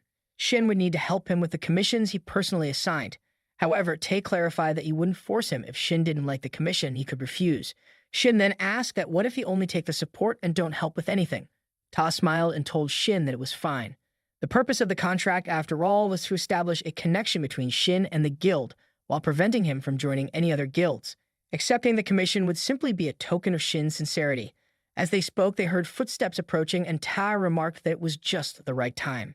Two men entered the room, one of whom introduced himself as part of the investigation team from the Hunter Association. The second man asked Ta if he was okay. The first man stated that they needed to get going, and that he would hear Ta's response outside. Before they left, Kei turned to Shin and said that he hoped for a positive response. If Shin felt burdened by any of this, he didn't have to accept. Tai added that Shin's abilities were far more valuable than anything in the contract. Shin paused for a moment, reflecting on his original plan. His goal had been to leave a strong impression on Ta and maintain a relationship with the guild without formally joining it. In the end, though, he decided to sign the contract, asking when he would receive the support. Min smiled and pulled out a small box, explaining that Shin could start receiving the support right away. She also told him that if there was anything else he needed, to just let her know. This was a gift from Ta to commemorate the signing of the contract. Min added that she had heard Ta had found something useful in Arachne's room. Shin opened the box slightly before closing it again. He thanked her, placing it carefully in his bag. He then handed her a list of the support materials he needed and asked where he could receive them. Min mentioned that if it was that much, the materials would be available in about a week. However, she added that she might be crossing a line, but she didn't think those materials would be of much help to Shin. Shin agreed, mentioning that he wasn't planning to use them anyway. He stood up, saying he had someone else to meet and needed to leave. He made his way to another building and waited there. As he checked his phone, he noticed it was around the time she was supposed to arrive. Finally, he saw her walking toward him, Jia, and a rank hunter. The scene reminded Shin of the past, back in the forest, where Jia had attacked and killed a monster with ease. It was a time after the player selection, when she was hailed as the hunter prodigy of the god archer. Jia approached the reception desk, excusing herself, and asked for the entrance to the training gate. She showed her card, and the lady behind the desk immediately recognized her as an A-rank hunter. The lady then asked if the C-rank training gate would be acceptable. Jia politely declined and requested the D-rank gate instead. Both the lady and a man at the desk were confused by this. The lady thought to herself that it hadn't been long since Jia was officially recognized as an A-rank awakened. Even so, Jia had very little experience and had only entered a few gates up until that point. The man, too, had seen lower-ranked awakened people give up on the awakened life altogether, but he had never seen an A-rank ask for such a request. For some reason, Jia seemed like she might be demoted. An awakened's rank was initially determined by the amount of mana they could absorb. When the blue energy poured out of the cracks, mana flowed into everyone's bodies, but the amount each person could absorb varied. The more mana a body could hold, the stronger the abilities they could manifest. The association began to analyze the mana levels of each individual, and those who absorbed more than a fixed amount were officially recognized as awakened. From there, they divided people into ranks based on how much mana they could hold, and once assigned a rank, it was generally fixed. Even if someone was of a lower rank, they could improve their performance through dungeon raids. If they were recognized by the association, they could be promoted, and the opposite could happen as well. Jia finished filling out the form and handed it to the lady. The lady told her that she would help her with the association process and asked if Jia had a partner she was planning to go in with. Jia declined. The lady then said she would add Jia to the partner recruitment list, as the rules required at least 2 people to enter together. Since there hadn't been any requests for the D-rank training gate so far, Jia might have to wait a bit. Jia wondered if she could go in alone. The lady replied that it was possible if Jia had a license permit for soloing gates, but it didn't seem like she had registered for that. Jia would need to take a test for it, and the lady asked if she wanted to sign up. Jia declined, saying she would wait instead. The lady then mentioned that Jia's first hunter qualification renewal was coming up in a month.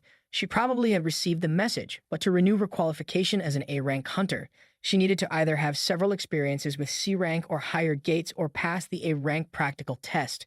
It seemed like Jia would need to take the test, and she would likely get a message about it soon. The lady wished her the best of luck in passing. Jia thanked her. Jia left, thinking that even requesting a training gate was complicated. She should have just made the request online. She must have been crazy to come in person and deal with so many people. She had come with the mindset that she couldn't get demoted, but now she told herself to get a grip. It was just a D-rank gate, so what happened last time wouldn't happen again. If she took her time and started over, she would be fine. The receptionist asked Jia to wait, but a request had already come through. The rank was D, which was expected, and since Jia was going in alone, it didn't matter. She quickly clicked agree. The scene shifted to a dungeon gate, where Jia arrived, thinking it's been a while since she wore this. It feels so awkward. As she was about to enter, a man named Shin approached her and introduced himself as the supporter, hoping they would get along. Jia bowed to greet him. He apologized for being late and suggested they head inside. Jia agreed, mentioning that she would make the request. Shin thought to himself that Jia was an A-rank hunter who had first been estimated as a rank. However, after a series of failed tests, she was one of the few awakened who had been demoted to C rank. What intrigued him was that Jia, despite everything, had earned the title of God Archer. The reason she had been able to receive such a title was that, after being chosen as a player, she had discovered her hidden talent, and Shin knew exactly what that talent was. It was a talent that could have been discovered even if Jia hadn't become a player, and Shin was determined to help her awaken it that same day. They entered the dungeon world where goblins were roaming through the forest. Jia hid and watched them, wondering if they had left. It was a relief to see real monsters, which made her glad she would brought the equipment that could sense the mana of monsters. She then excused herself to Shin, apologizing for going alone and asking if it was okay for her to take on the monsters by herself. She promised to share all the loot and compensate him as well. Shin reassured her, saying not to worry about him. If she needed help, he could at least provide arrows. Jia thanked him and got into position to attack using her archer skill. She told herself not to be nervous, then took aim at the goblins. As one fell, the others began to charge at her.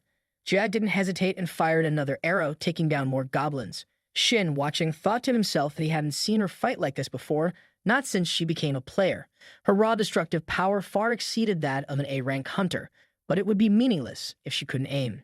Jia focused, thinking that one of her 3 arrows should hit its mark. With this kind of speed, she would be able to shoot at least 4 more arrows, so she planned to end it with just 2 shots. Jia noticed a goblin playing a bugle, and soon a swarm of goblins surrounded her. She froze, wondering where she should shoot and what she should do next. As the goblins behind her prepared to attack, Shin summoned giant swords to form a protective barrier around her. He approached her, saying he needed her help.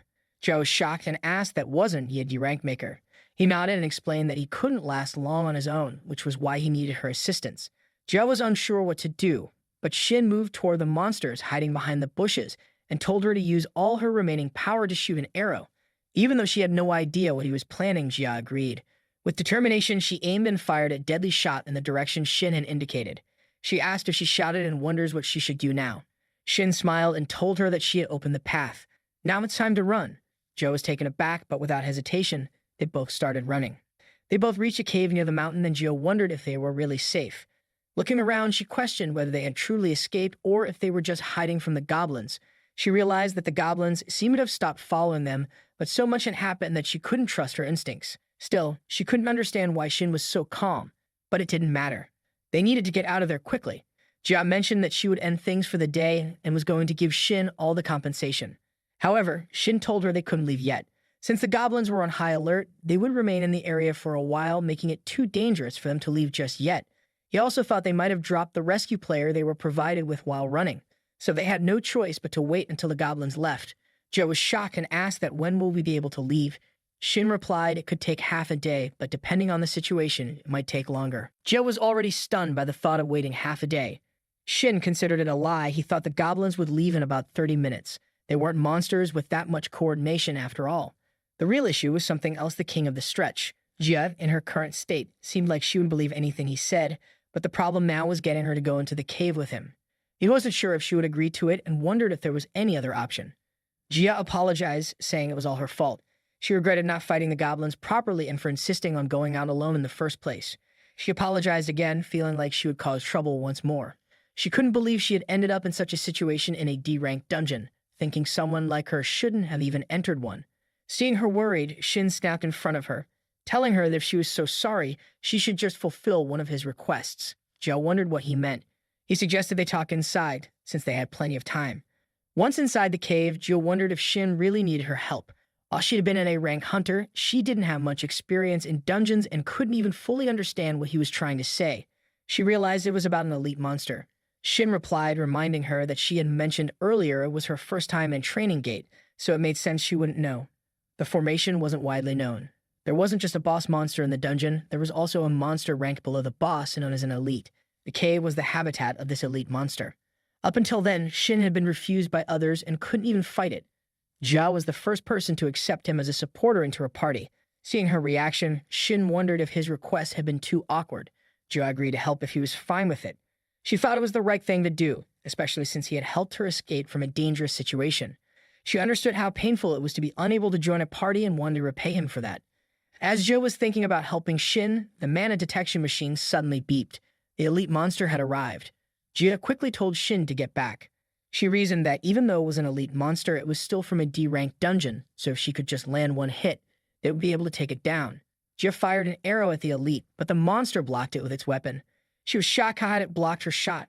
She had mistaken the situation and realized she needed to attack with all her power. The monster rushed toward her, but Jia froze. In that moment, Shin pulled her back, causing them both to fall, and the monster's attack missed. Jia was worried about Shin's safety. Her mind flashed to the past, where others had once criticized her. The girl had rudely confronted Jia, saying she couldn't even shoot arrows properly. She blamed Jia for nearly causing her death and demanded compensation. Jia tried to apologize, but the girl didn't want to hear it. The girl interrupted, saying Jia's apologies were pointless and just excuses.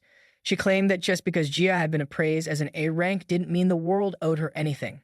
Then she told Jia to wait and promised to show her who she was really talking to. Jia, now searching for another party after being expelled, had been rejected by multiple groups even though she was an A-rank hunter. They were gossiping about Jia, calling her a failed A-rank hunter. One person mentioned that she had almost killed her party members in a dungeon. Another said they heard that Jia couldn't even kill a weak monster, which was why she was being rejected from even D-rank parties. They wondered what had happened to her talent, questioning if she was going to be like this forever. Jia stopped listening, feeling the weight of their words. She thought to herself that maybe she should just quit being a hunter. After all, because of her, even Shin was getting caught up in trouble. The elite monster wasn't attacking her directly. Instead, it sent its sword to block her attacks, telling her that fighting wasn't really its thing. Jia was surprised to see Shin stepping in. He calmly told her that he knew it would make sense, but asked her to listen carefully. If she could calm down and follow his instructions, they would win. He thought to himself that he had set the stage, and in such an urgent situation, there was no problem activating it. All he needed to do now was buy some time. He told Jia to look carefully at the monster, and if she did, she would be able to see something. Then she needed to fire at that spot with all her power. Jia stood up, sensing something shift. It felt as though every fiber of her being was bristling. It was uncomfortable, but she pushed through, getting into position to attack. She could now clearly see where to strike. She knew this was her one chance and decided to put everything into a single arrow. With determination, she fired at the elite monster. Shin watched as the arrow hit and the monster was blasted away. He realized it had worked and the conditions had been met. It seemed like it had activated for no reason, but he knew it was all worth it. There was a huge hole in the monster's chest and it finally collapsed. Shin mentioned that it would feel unfamiliar and the sensation she was experiencing seemed to intensify throughout her body. The method he used was a bit extreme, but to awaken her, he had to trigger that feeling. Shiv couldn't help but wonder who he really was and how it felt like he would predicted everything that happened. Shiken started questioning what awakening really meant. He told her not to rush and that they had plenty of time. She insisted he stop changing the subject and just give her a straight answer. Just as she was about to say more, she fainted. Shin carried her on his back, commenting that making allies was tough, but at least he would sort that one thing out. They made their way out of the cave, and when she came to, she told him she didn't know why she would acted that way. It felt like she wasn't even herself, and she couldn't believe she had been so rude to someone who would save her twice. She apologized for doubting him and for fainting. He reassured her that it was fine, no one got hurt, all the monsters were defeated, and she should just pull herself together. With tears in her eyes, she agreed. He then asked if she could hand him the necklace he would give her earlier before they entered the cave. She stood up to give it to him, and when he saw its color had changed, he realized she had used it. He reminded her that it was the meteoric sensation, something they only get in an A-ranked dungeon like Harpy's Refuge. The ability of that item was to enhance the senses. When specific conditions were met, the ability would activate automatically, making the user's senses increase rapidly. During that time, it went beyond the normal human limits, allowing them to tap into transcendental senses. The tricky part, though, was meeting those conditions. The user's emotions had to be pushed to the extreme, and for someone with Jia's personality, the best way to trigger it was by using extreme fear. He explained that he had created a situation where she would feel terrified. It was going to be tough, but as long as he did that, he would be able to awaken her. Even with the cost, there were very few items like that on the market, and he had given up on using them. But to think that Tay could get one in less than 2 days, that was thanks to him making everything fall into place so easily. However, he knew this was just the beginning. Jia had only experienced the awakening through the item. She needed more practice to reach the level she would have been at in her prime. He told her first task was to create a situation where she could focus solely on the monsters. To do that, she needed to change her arrow first. Since she was pretty strong, it should be fine for her to switch from a short bow to a long bow, allowing her to shoot from farther away. That way, she would naturally interact less with the monsters, and the situations where she would get scared like that day would happen less often. There were a few other things she needed to work on as well. She thanked him for all the advice, and he was a little confused by her words. She explained that she was grateful for everything, even the pendant, She had thought she was going to die without being able to do anything. But when she held that pendant, she felt something shift. It was like everything around her stopped, and she felt this secret connection. She could see clearly where to aim, like the target was engraved onto the monster.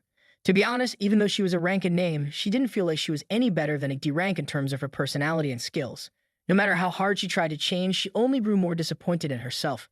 But lately, it felt like she had grown so much in such a short time just by knowing him. She began to realize she was more capable than she thought. For the first time, she felt excited about herself and, in a rare moment, talked a lot. As she was about to say more, he told her that it would be tough to do it alone. He gave her his number, so if she ever needed him, she could reach out. She smiled, happy to accept, and promised to share her number too. Just as she was about to, he got an urgent message from Ta and decided to contact him once they were out. The scene shifted to the Hunter Association headquarters, where Ta was on the phone with Shin. After thanking Shin, Ta said he would contact him after the briefing. Ta agreed to help him if he could, and then mentioned that the item Shin had given him last time had been incredibly useful. Shin was already out of the training area and parting ways with Jia. Ta expressed relief that the item had helped and thanked Shin for agreeing to assist him, then ended the call. While Ta was waiting in her room, Min came in saying that the association president had sent word and they could move out now. They both left the room, and as they walked, Min wondered about the unusual situation. Usually, the president would send an official document, but today he was summoning Ta personally. The commissions sent through official channels were always tough, so if the president was calling him in, it might mean an S-rank gate had appeared again. Tae reassured her that it was fine since Shin had agreed to help as well. He said if Tae just fought like he had before, there wouldn't be any danger. He felt it was the right decision to build a connection with Shin. Min noticed Ta seemed in a much better mood after the Arakshani dungeon raid. She guessed it had something to do with that mysterious maker.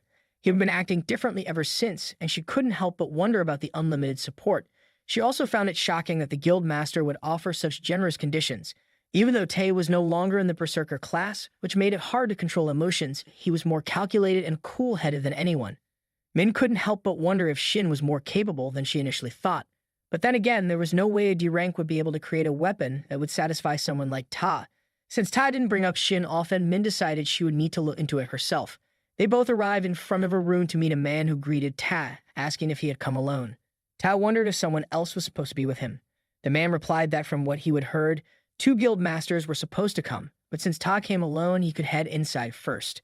Ta then asked if the man knew who the other guild master was. The man said the other guild master had just arrived. A voice called out to Ta, asking if it was really him and mentioning that Ta had been very active lately. Ta and Min turned around, recognizing the person who clearly pissed him off. The man commented that he hadn't thought it would be enough just to see him there. The other guild master was Kim Mi-hyuk, and he had come to take a jab at Ta, wondering who he was and whether he was the guild master. Ta thought to himself that Kim was incredibly annoying. Kim stepped closer, saying that Tae's guild was capable, but he needed to correct himself. It wasn't the Overkill guild that was the problem, but rather the guild master himself. Ta told Kim he wasn't free enough to entertain his ridiculous provocations. Kim shrugged, saying that Ta must be busy purposely choosing and touring low-ranked dungeons and probably wanted some comfort from rookies in low-ranked gates. Min was seething with anger at Kim's words about Ta. Kim continued, explaining that while there had been some coincidental cases where they entered rank error dungeons, their goal had always been to raid, not rescue. They were gone in on their own terms. Just as Min was about to argue back, Ta stopped her and told the man at the door to open it. He explained that they were there to meet the president. The man agreed, opening the door and mentioning to the president that the 2 guild masters had arrived. The president responded that he could hear them coming and that those 2 were as troublesome as ever. They entered to speak with the president, while Min, who wasn't part of the conversation, stayed outside. She sat down on the floor, and a man handed her a cup of tea. She thanked him for it. Inside, President Han Xiumin told Ta and Kim that Heaven had urgently requested both of them 3 days ago after a strange head appeared and disappeared in the suburbs. Ta wondered if it was a rank error dungeon. Xiumin shook his head, denying that there hadn't been enough confirmation and it wasn't even possible to measure the mana of the gate. Kim was shocked to hear that. Ta thought it was strange that a gate had appeared that couldn't even be measured. Normally, the rank of a gate was determined in 2 ways. First, a special measuring instrument was used to assess the mana of the gate itself, because generally the final calculated rank of the gate would match the rank of the monsters inside. The second method was by combining the reports from the scouts sent by the association. Xiumin continued, explaining that rank error dungeons happen when a gate's mana increases rapidly, but this situation was different since no measurements had even been made yet. Ta then asked if Xiumin had sent scouts to investigate. Xiumin mentioned that they had sent scouts 5 times, but none of them had returned. Kim pointed out that Schulman didn't know the rank of the gate and had no information to share. He hadn't informed Kim about it right away either. It seemed like Schulman wasn't just trying to shift the blame. They didn't know how long the gate with the unknown rank would stay open, and in that situation, if they left it unchecked, it wouldn't be surprising if monsters eventually broke through. There had been cases like that before, and every time it had been hell to deal with. Just as Schulman was about to continue, he was interrupted by Ta, who pointed out that it was shameless. But as they said, this was an emergency situation. Schulman insisted that he wouldn't take no for an answer and needed both guilds to work together and raid the unconfirmed gate. He had originally planned to send the Hyunmu Guild as well, but due to their sudden foreign dispatch, they couldn't join. This was serious enough to involve all three of the big guilds, and the deadline was in 2 days. He promised to prepare the support funds and reward money to the best of his ability. If they needed anything else, the association would do its best to provide. Ta thought for a moment and then asked if they had to create a team based only on guild members. Schulman replied that it didn't matter, but since the gate's existence could cause chaos and panic among the public, they would only allow a small number of people whose identities were verified. Tae agreed with that. The scene shifted to the Shinwa Guild, where Kim rushed in and threw his coat aside. The others welcomed him, and he asked them to create a team using only guild members, with ranks A or higher. He wanted them to choose who could depart in 2 days. Kim couldn't help but think that Tao must have a trick up his sleeve, and he didn't like the smile Ta had been wearing. Kim saw Ta as an annoying person, and he was determined to use this opportunity to put him in his place. He then asked to bring Kang Yurin onto the team, so he told them to call her. One of the women pointed out that Kang wasn't affiliated with their guild, and with her personality, she would probably reject the offer. Kim wondered who didn't already know that and insisted they bring her by any means necessary. He wanted to see her in front of him, and if they didn't, he warned them to be prepared to never work in that field again. The two were shocked but agreed to his orders. Kim thought it was actually better that Kang wasn't affiliated with any guild right now. He planned to scout her properly and use the opportunity to show Ta that even among the big guilds, there were different levels of strength. The scene shifted 2 days later in front of the mysterious gate. Ta was there with Shin, a man and a girl. The girl asked what time it was, noticing the others still weren't there. The man replied that there were 5 minutes left and that the Shinwa Guild was always punctual, arriving right on time. The girl muttered that that was why she didn't like them no manners and joked that if they ever did learn some, she might shoot a hole in their heads. Just then, the man, who was the voice guild master, called her by name Sung Jaeger and gave her a light smack on the head. He warned her to watch her words. She remarked that he was really brutishly strong, to which he glared at her. Without warning, he started chasing her, and she quickly ran off. Shin told Ta that his guild members really had a great relationship. Ta replied that even though they might look like that, they were incredibly reliable during battle. He then thanked Shin again for coming, admitting that he would thought Shin would turn him down. Shin explained that he would already mentioned using the item Tae gave him, so he felt honored to help. He also pointed out that there was another reason. 5 days ago, a system window had appeared with a hidden quest that only a small number of players received. The selection for the quest hadn't even started yet, but he was already chosen. There was no reason for him to decline. He went on, saying that although the quests had extreme difficulty, clearing them would reward players with incredible rewards, and some people even awaken new abilities. To think it would be tied to that dungeon. Tae apologized on behalf of Kim, knowing the man's rudeness was inevitable. Kim and his team arrived, surprised that they were so early. He apologized, saying he had a lot of work, but it seemed like the Overkill Guild had plenty of time. He teased that they must be spending all their time on low-ranking gates. No wonder they had so much free time. The Vice Guild Master of Overkill Guild told Sung to ignore Kim and not give him any ammo. As she was about to respond, he shut her down, repeating to just ignore him. Shin reminded everyone that the rivalry between the guilds was still as bad as ever. It wasn't just an emotional battle anymore, it was all over the mass media, the constant debates about which guild was stronger. Kim looked at Shin and laughed, wondering if Shin was Ta's hidden card. He acted like he had something up his sleeve, but it seemed like it was just him. Kim then made fun of Shin's clothes, asking if he was on a trip. He was going too far. Raiding a dungeon was no joke, and it seemed like Shin just wanted to get carried. A girl stepped in and told Kim to stop getting mad they had a new member. Kang, who had overheard, asked if they hadn't said they had no time to waste. She didn't think they had time to argue, so they should hurry up and go. Sung was shocked to see Kang and wondered about the lineup of their party. She recognized Kang as the strongest element master in Korea, someone who could use all 6 elements and an S-rank sorcerer. Then, of course, there was Kim and Ta, an all-star lineup. She thought the raid would be a piece of cake, and that she would gladly let them carry her. Shin, however, felt it wasn't going to be so easy. The dungeon they were about to raid was the same one from his last life. Of the 8 party members who had gone in that time, only Ta survived, and barely, using his tree pass skill. Afterward, the gate had suddenly disappeared, and it became an unprecedented case where 7 high-rank awakened were declared missing. The association had worked hard to censor all the information, so there was almost nothing left about the dungeon. Shin couldn't guarantee they would defeat it this time. They entered and Kim attacked a doll, killing it easily. He chuckled, calling it so easy. Shin was left wondering why it seemed so simple. As they were heading back to the gate, Shin mentioned how cool the place was. The vice guild leader told him to lower his voice. Suddenly, they noticed the gate was closed. The vice guild leader of the Overkill Guild tried to open it, but failed. He suggested they break it open with force. Shin said he wanted to break it too, so a few of them attacked the door, but didn't even budge. Kim told everyone to step aside as he would handle it. Just then, 2 of the Toro maids came in to attack, but Kim struck them back, wondering what those things were and how they managed to get in his way. One of the girls commented on Kim's skill, to which Kim replied it was no big deal, and asked why he would waste his skill on something so trivial. She then noticed that the monsters were resurrecting. Kim explained that they had a resurrection ability, and they would need to be at a certain level to even stand a chance against him. He created 2 giant hands to strike them all at once. The others were fighting the monsters too. Shin and Kang were standing quietly, and Shin asked why she wasn't fighting. She asked the same of him. He explained that he was a support-based production class. She said there wasn't really a reason, she just didn't feel like putting in effort for a party like this. She was a little excited at first, thinking she would be working with the strongest person in Korea, but now it seemed all just show with no substance. They couldn't even kill one monster. Had she known it would be like this, she would have declined the invitation. Shin felt something strange about the polluted mana from the monsters. It didn't seem normal. He wondered if it was like they were tied together by threads. All of the mana seemed connected to an object, and he thought maybe they just needed to break it. He also wondered if he had any reason to show off his skills to them, but it should be fine if he could just use his rental powers. Kang used her ability to make something small appear from the ground. Shin asked if she had enough mana to deal with the bugs and why didn't she send it over there. She replied that she hadn't mentioned it earlier and that she only kills what she wants to. As she destroyed a bug, Shin thought it might be worth checking, and then teased her, saying she must be afraid of bugs. She snapped at him, telling him to stop talking to her because it was annoying. He apologized, saying he wasn't meddling, but pointed out that there might be a bug monster nearby.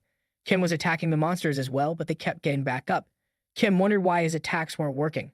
Tae was also fighting them, and then suddenly, everything stopped. Kim wondered what happened and realized he would finally warmed up, though it felt like small fires were starting to burn out in the end. The object controlling the monsters was destroyed, and Shin, absorbing its mana, realized it was the source of the resurrection ability. If he hadn't been able to see the polluted mana, he wouldn't have been able to figure it out. Shin wondered if this was the reason they had failed to raid it in his last life. Ta told the Vice Guild Master that the lobby was basically empty and they didn't know for sure what was going on, so they should research the entire first floor. The Vice Guild Master agreed, saying he would take the lead and everyone should follow him.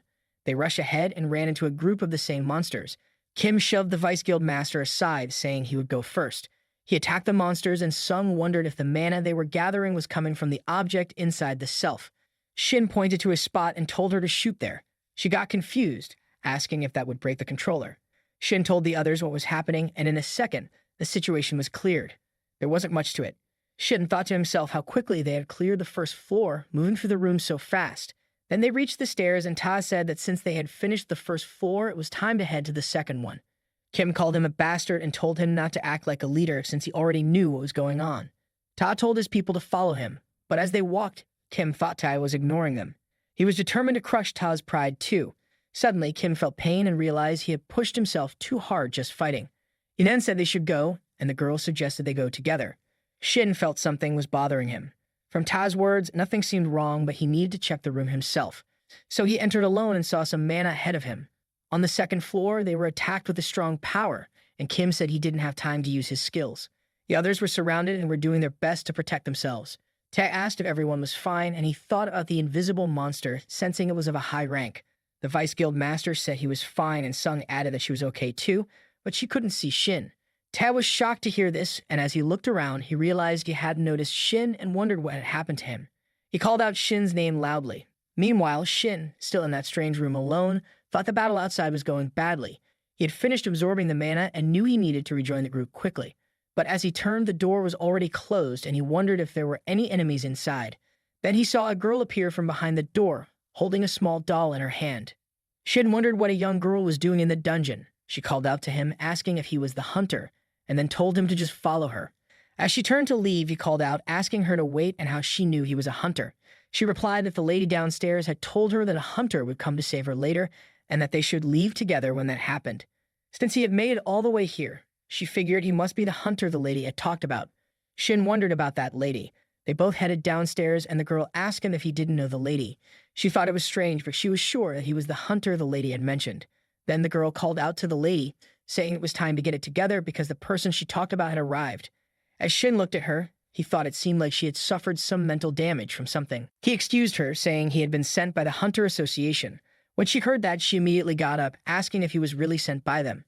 He confirmed and mentioned that it must be a tough situation for her, but he wanted to understand what had happened. She got on her knees, visibly relieved, and thanked him.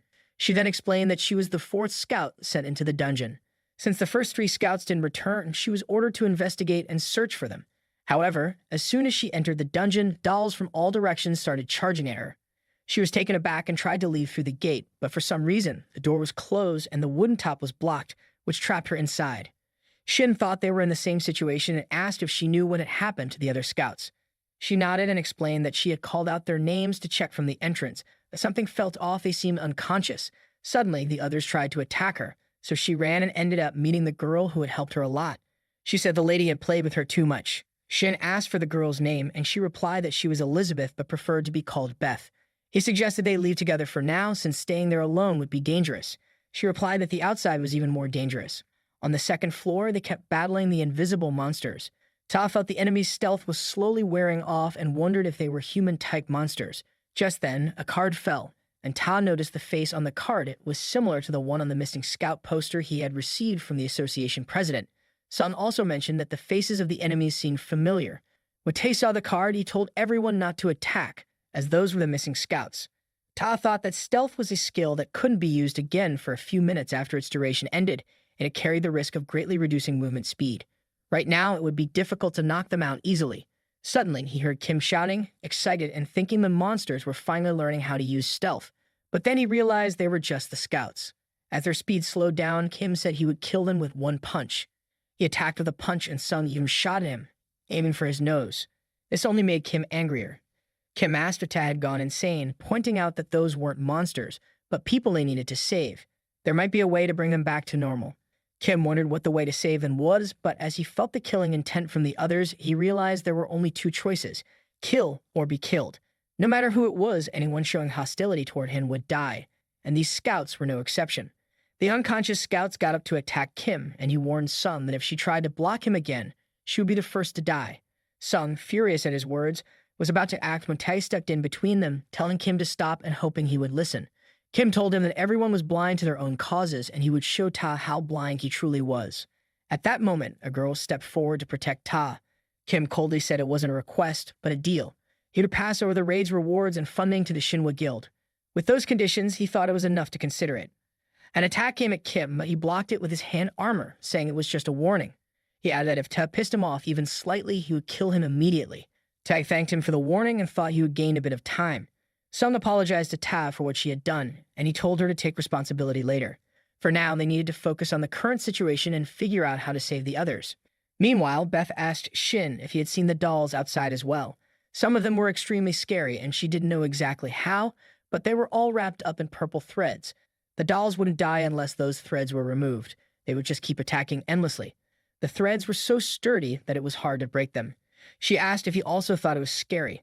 Shin then asked if the dolls would return to their normal form once the threads were removed, and if it was possible to turn his colleagues back to normal. Beth replied that she had heard they needed to stop the device attached to the dolls' bodies once the threads were gone. But if they tried to forcefully remove the threads, the body would collapse. She wasn't sure if that would help, though. Shin thought it was a tough question, but she had answered it so friendly and clearly that he was reminded of another question. On the 2nd floor, they realized that 30 seconds after the stealth was released, they would all be dead. Sung seemed worried and asked Kang if she could help by blocking the movements with ice or something. Kang warned her not to cross the line as the situation was already frustrating her. The countdown continued, and then Kim used his power, getting riled up. He jumped to strike, but he was stopped and realized his skill had been nullified. The pain from earlier was starting to return. Someone told Shin that he had stopped his abilities at the perfect time. Shin was with Beth and said they were almost unable to save them, so it was time to leave it to him from now on. Tai asked where Shin had gone so suddenly. Shin replied that he needed to check something, but it wasn't a big deal, so there was no need to worry. Ta said it was a relief that nothing had happened. But since they were in a dungeon, he asked Shin not to do anything unexpected. They looked back and Shin told Ta that the scouts were starting to use stealth again. Ta moved ahead, telling Shin to stay back. The enemies passed by them, and Ta realized they would targeted Shin, so he warned him to be careful. Shin thought that it was thanks to the polluted mana threads that he could see their shapes. Ta blocked an attack to protect Shin. Shin said he could see the weak points on the dolls and would mark them, targeting them precisely to avoid damaging the main body. Tae agreed, wondering if Shin was talking about those blue shards. As Shin pointed out the targets, Tae attacked and successfully took one down. He thought it worked and realized they couldn't really target them like that. Shin mentioned that the circular device in the center was the weak point and told Ta to aim there. As they attacked, the dolls began to break down, and Ta wondered why they were suddenly breaking now when they hadn't earlier. After defeating them, Tae asked Shin if he had found anything on the first floor when checked earlier.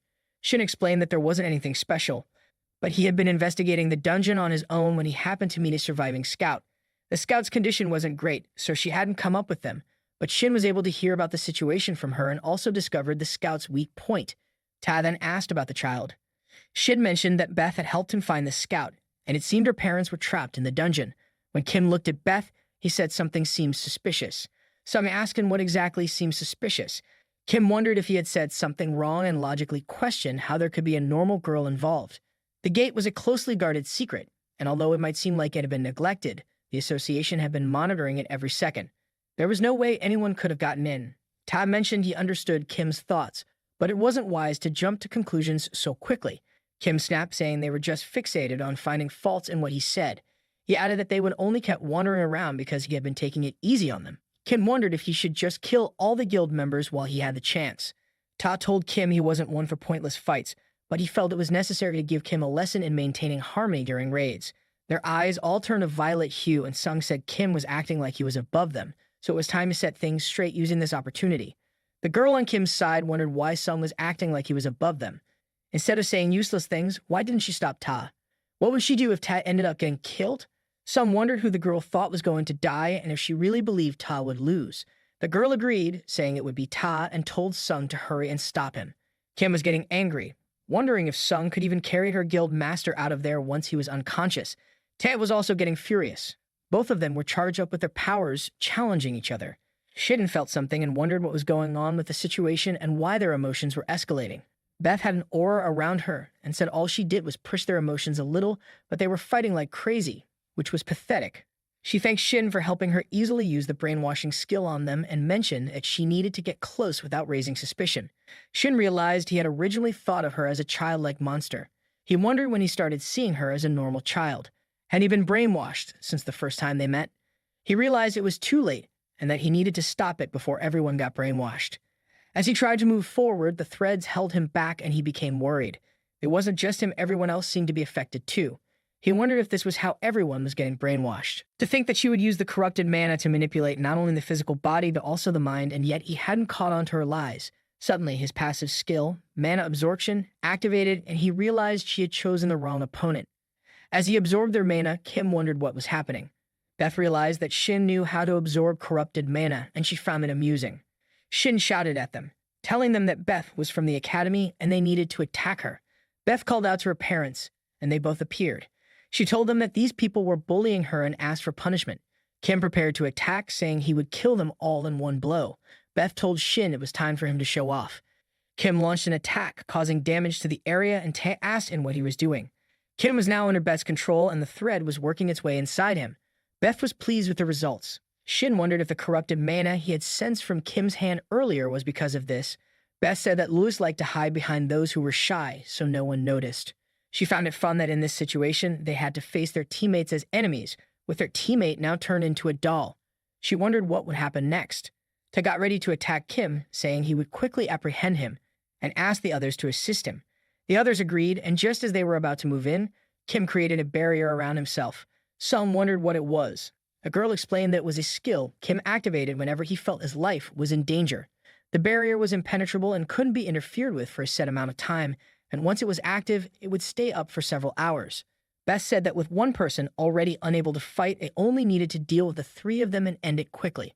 Shin could tell, just from the energy he felt from them, that these dolls were different from the others he would encountered.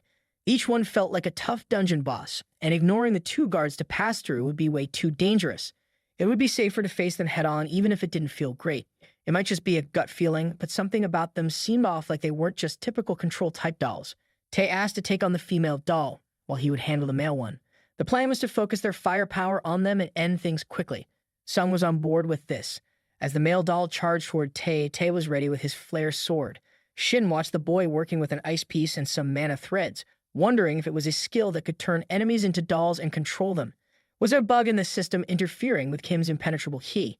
Shin suspected this ability had something to do with turning hunters into dolls, but no matter how much he thought about it, something didn't add up. The transformation Kim had gone through had been instant, even after he absorbed all the polluted mana from everyone. So before he used his mana absorption, when everyone, himself included, was tied up in the polluted mana threads, Beth had the chance to turn them into dolls. But she didn't do it. While the other members were fighting, Shin kept thinking. If Beth was just playing with them, why would she reveal herself? Not only did she lead him to the list scout, but she also taught him the weak points of those who had turned into dolls.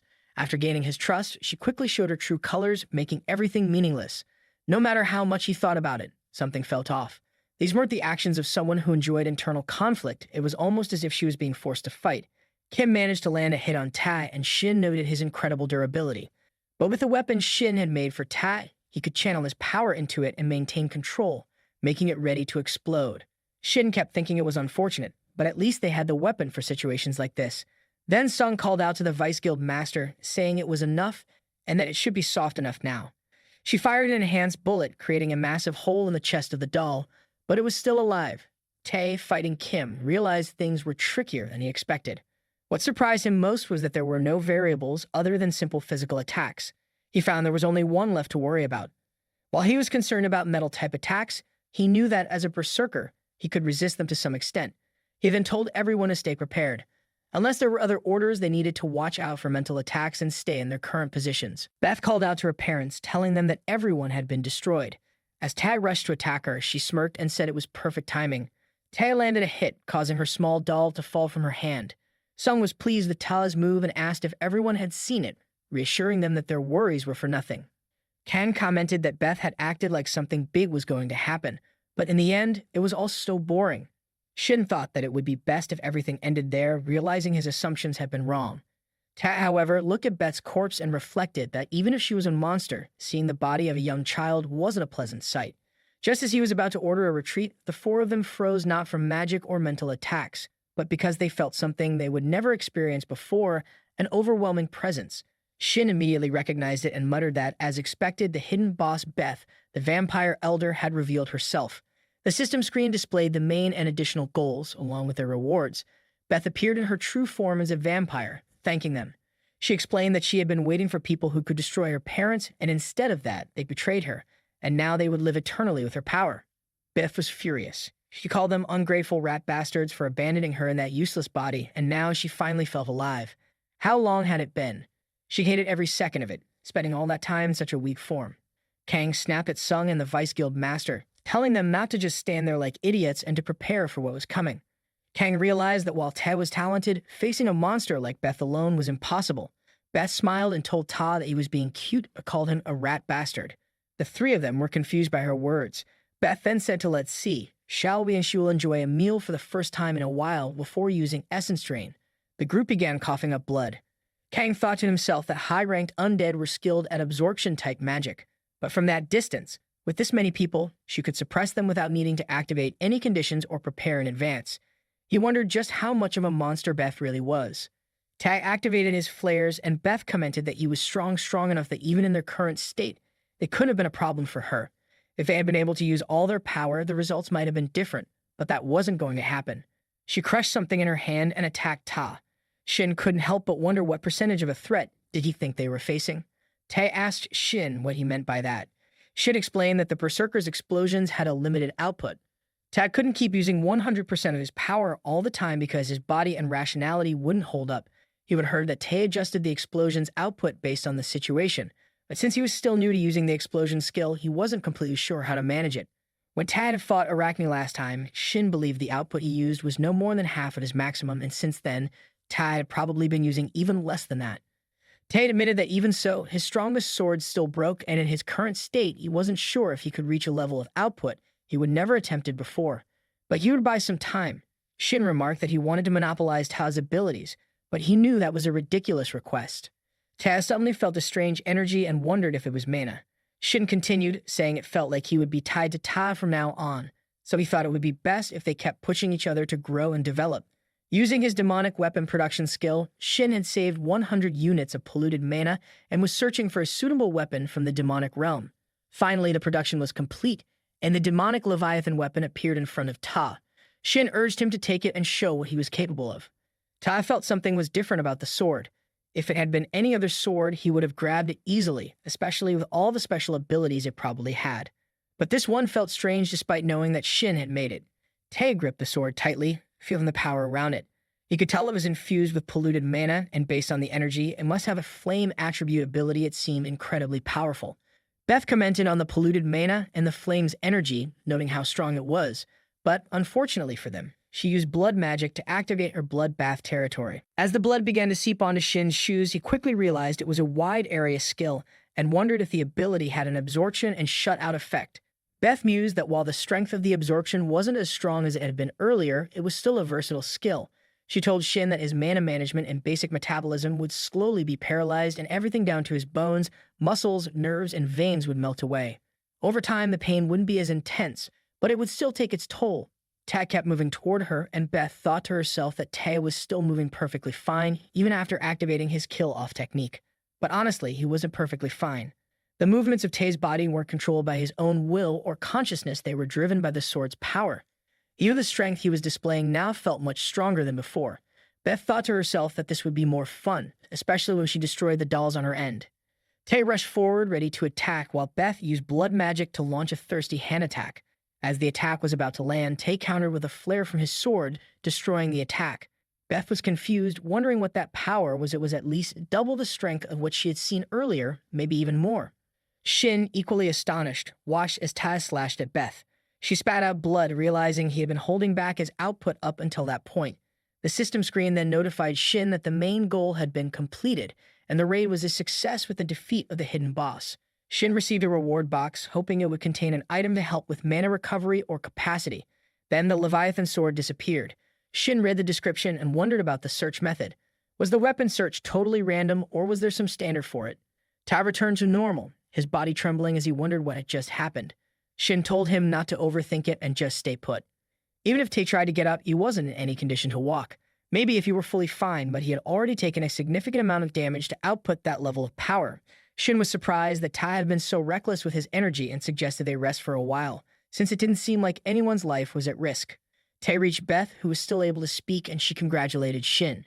Shin thought it didn't seem fatal, so why the raid was considered a success when she was still alive.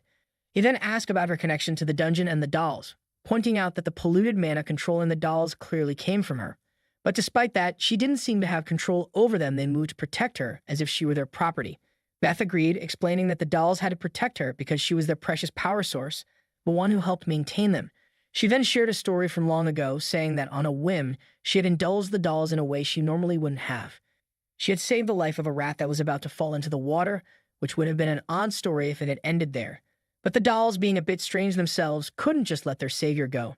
They invited her to stay with them. It was the first time a human had done something like that, and she ended up trapped in that situation. Beth wasn't sure when the turning point had come, but when she regained her senses, she realized she wasn't a guest anymore. She was a family member. For a short time, she had been so happy. But eventually, she realized the truth. They hadn't accepted her as a family member out of kindness. It was her fault for getting trapped like a doll and giving them the chance to betray and control her in the first place. That was evidence that she had become emotionally soft and weak, which was exactly how they had trapped her in that girl's body, sealing most of her abilities so she could only supply the necessary polluted mana to protect them. Shin wondered, protect them from what? Beth replied that she wasn't sure, but she asked if he had looked outside since entering the estate. The view was fascinating, an endlessly stretching vast desert. No matter which direction you went, there wouldn't be an end. It wasn't a natural desert, but a barrier and artificial space created to protect the estate. She believed her mother had used her power to create it to protect them from the monsters across the fissure. Judging from Shin's reaction, she guessed that his world had a fissure as well, and that's how he ended up here. She felt like their worlds had gone through similar things, fissures appearing in the sky, humans awakening to mana, and one by one, the gates opening. And from those gates came monsters much crueler than a vampire like her. Shin approached her and asked how her world had handled the calamity caused by the gates and how many years had passed since the first fissure. She replied that the calamity was inevitable. Unfortunately, she didn't witness it firsthand after being trapped in that body. She spent dark years unable to move. During that time, her world fell and the estate became isolated. She had only recently regained the ability to move, and since that moment, the system window had appeared before her eyes. Shin understood that she was referring to the system window and realized she was a player too. Noticing the confusion on his face, Beth acknowledged that he probably had a lot of questions. She apologized, admitting that she didn't think she would be able to answer them all. Then, as her body started to break down, she mentioned that death wasn't so bad after all. Shin thought her body was collapsing. The system window notified him that the demonic cycles of control could be used. He opened it, gave a small smile, and did something to her neck. She asked what he was doing, and he replied that it wasn't just a coincidence. He could say it wasn't necessary to use it until now, but personally, he was curious. The system then announced that upon successful equipping, the relevant monster would be held from their critical condition and become a subordinate familiar to the player who equipped the item. Shin mentioned that while he would see many players with familiars, this was a first for him having a player as a familiar. Finally, the contract was complete, and the screen showed that she had been registered as his familiar. He mentioned that while he didn't expect her to take on a different form, it was still a surprise that she turned into a cat instead of a bat. Even her necklace had transformed to match the change. She shifted back into her human form, telling him not to make her fall in love with him and how he had used her as a familiar. She said it was more than just humiliating, it was painful. He wondered if she could even maintain her human form for long, but it seemed unlikely. Still, she had no right to refuse this humiliation. The screen flashed a message, explaining that if corrupted mana or any mana was supplied, the lock on the familiar's abilities could be temporarily disabled. He found it strange that a familiar couldn't even do something as simple as transform. He wasn't sure what to make of her or what he could use her for, but now they were stuck together. As she changed back into her cat form, he picked her up. She asked him to let her go, but he teased her, wondering if she could still communicate in this form. The conversation drifted from their earlier topic, but he was curious, had she truly been betrayed by those people? She seemed confused, asking what he meant, but she had already told him everything. He told her not to repeat it again. He understood now. He got up but continued, saying that something still wasn't adding up. She explained that they stole her power for their own survival, but she wondered if living like that even had any meaning. He didn't fully understand what had happened, but her family didn't seem very impressive. He wasn't even sure if they had any real rationality or just egos. Rather than being living creatures, they were more like dolls programmed to move in a set pattern. Beth told him there was nothing they could do about it, and that the mentality of humans was meant to evolve to fit their physical bodies. They had ended up this way because they had forcibly used corrupted mana, causing their egos and rationality to wither away. She then asked if he expected her to feel sympathy for those people. He denied that, adding that if it were him or most humans, they wouldn't choose to continue living like that. Shin then thought about the father doll, wondering if he moved bodies, he might have it. Beth asked what he was getting at. If it weren't him, she said he wouldn't have chosen to continue a life like that. So what was the point of saying something like that? Shin used his power to create a purple orb, calling Beth to him. She flew over, thinking how even a simple command like that had a compulsion behind it. As they got close to the orb, Shin told her that he didn't know if she was aware of it, but the orb was known as an essential crystal. It was usually used for black magic-affiliated spells, and it could save a part of her own mana and soul within it. Those people must have taken her power and stuffed it into the doll, bringing their source into it. They might not have had enough power, but they were clearly quite technically skilled. Beth wondered what he meant, and he asked if there wasn't another way. They then appeared in the house, where the family was talking around the dining table. The lady said she had seen thousands of different visions over the past few days, but the results were always the same. The conclusion was that something was happening between two different worlds in the last few years, and that frequency would continue to increase uncontrollably. Even if they postponed it as long as they could, it would be too late to properly prepare for what was coming. Beth thought that this wasn't the present reality, but must have been a vision based on memories. She wondered if those were the father's memories. The father then asked about the method and the different dimension hypothesis she was researching. He said if that was the case, at least their family might survive. The mother mentioned that if they received Beth's help, they could at least separate the land around their estate, but the real problems would come after that. If their world collapsed, the estate would be trapped in the space between two dimensions, floating aimlessly until someone from another world discovered them. It could take hundreds or even thousands of years, and in the meantime, it would just be waiting for a slow death. The father was clearly worried, and the boy was adamantly refusing to use Beth. The mother wondered what he was talking about. He mentioned that, as she had said, they could only survive for a few more years, But Beth was different from them. Couldn't they at least save her? The reason their family was still alive was all thanks to her actions on that day. If it was fate they couldn't escape, he thought at least one member of their family should survive, but there was no way she would cooperate with them.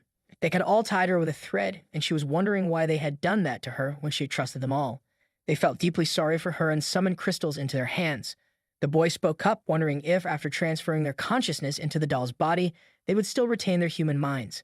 The father replied that yes, it would for a while, maybe even a few decades, or 100 years, but eventually their human consciousness would slowly fade away.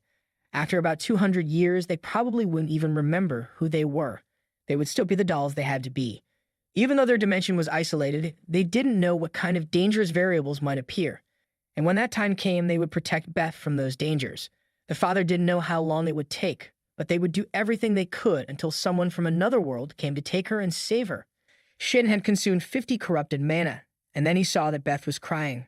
He wondered why they hadn't told her about it earlier. Shin told her that if they had, they all would have met their end together. It was a ruin they couldn't avoid. She would have chosen to face it with them. He told her not to sit around and to get moving, that they didn't have much time. The system window flashed, indicating that the freed abilities for Beth would last only about 2 minutes. Shin told her that this wasn't even a complete recovery. To think that 50 corrupted mana only gave her 3 minutes, he wasn't going to waste that expensive price for her to keep crying like this. He thought it was her role to conclude things at the very least. These were the ones who had stayed as dolls all this time, protecting her. The conclusion was that she should help them find peace. Beth stood up, telling him that she couldn't do something like that. How could she? He told her not to be so pathetic. Even if their destruction and deaths were inevitable, they could have organized everything and chosen to live their final moments in happiness. But those people chose not to do that. They trapped themselves, sealing themselves into a life sentence without an end just for her. It wasn't for her or for him, but she should at least do something for the devotion of her family. It was the least she could do. She didn't understand the meaning behind her family's actions, but then she used her power. The system screen showed that the additional goal was achieved, where Shin had discovered the truth about himself. Finally, the dungeon raid was completed and they were taken out by others, as they were all severely injured. Shin was walking on his own and mentioned that he felt like he had been in there longer than expected. He couldn't say that in front of Beth, who was still in cat form. He then asked her what she thought of it compared to her world. She decided there was no comparison. Even the mana she could feel was so weak, but she knew she didn't have the right to choose, no matter what kind of place it was. She would do her best to live there. It was her obligation. The scene shifts to Kang's house at night. She muttered about why she couldn't give up drinking, finding it so annoying. Then she sensed someone and asked what a rat was doing there. Was he there to ruin things until the end? The boy, turning on the light, replied that she called him a rat, which was rude.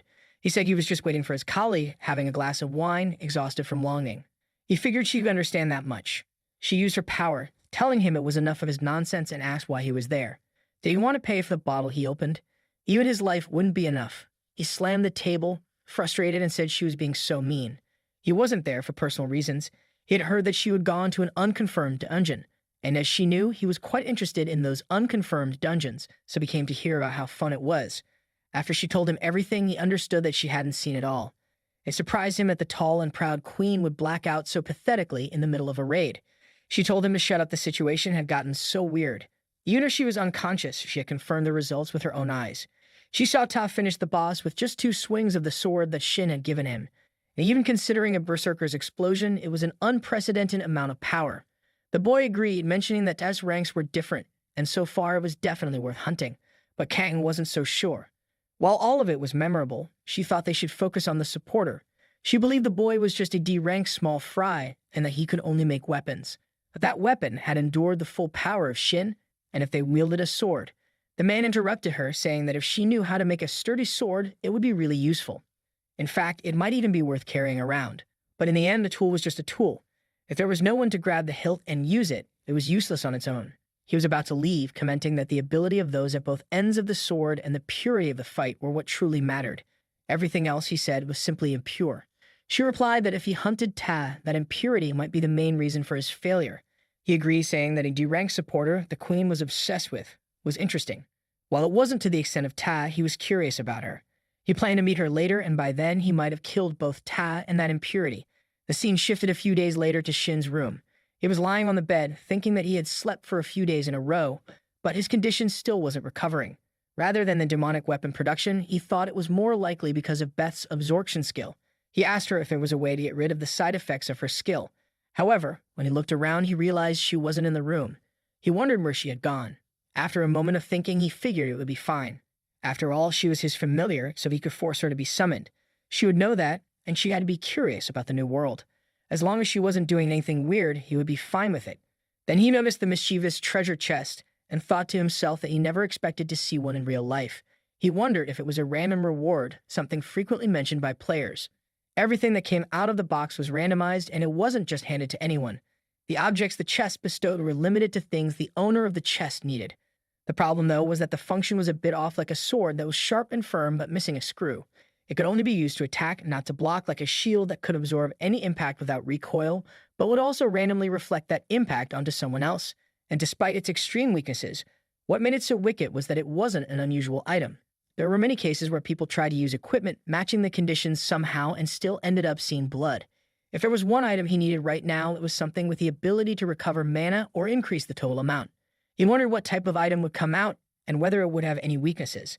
Finally, he opened the chest and a blue light glowed inside his room.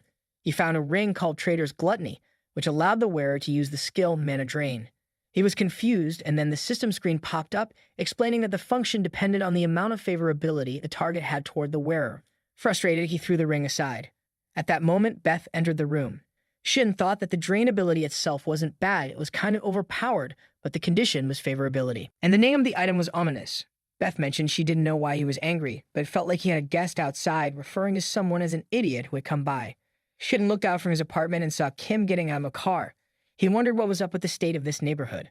What kind of place was Ta letting his supporter Shin live in? Even though Tae acted like he was being so generous, he was really just a terrible person. Shin thought that Kim might be right. Kim looked at the apartment building, thinking that it seemed a bit too much for him to scout a supporter on his own. But Shin was valuable enough to make it worth the effort. Even without Ta's report, Kim could feel the situation unfolding for himself. Back then, Shin had done something for Ta, and the energy that came from him was powerful enough to break through the barrier, reaching Kim for a brief moment. Kim didn't understand why Shin was only at D rank, but he was certain Shin had the potential to be at least a rank. That meant Ta didn't hire Shin for nothing. As Kim thought about it, he figured if Shin wasn't entirely loyal to Ta, he would try to approach him. Shin came down to meet him and ask how Kim had found his apartment. No matter how he thought about it, there was no way Kim could have found his address legally. Kim, not bothered by the question, responded that what really mattered wasn't how he found it, but how he received it. Normally, in situations like this, most people would be impressed, thinking that the best guild wanted them so badly. He waved his hand towards Shin, adding that Shin must have been pretty impressed to come out and meet Kim in person. Shin stepped past him, saying that he didn't come to meet Kim and apologized for it. He explained that it was just the renewal date for his helper job certificate.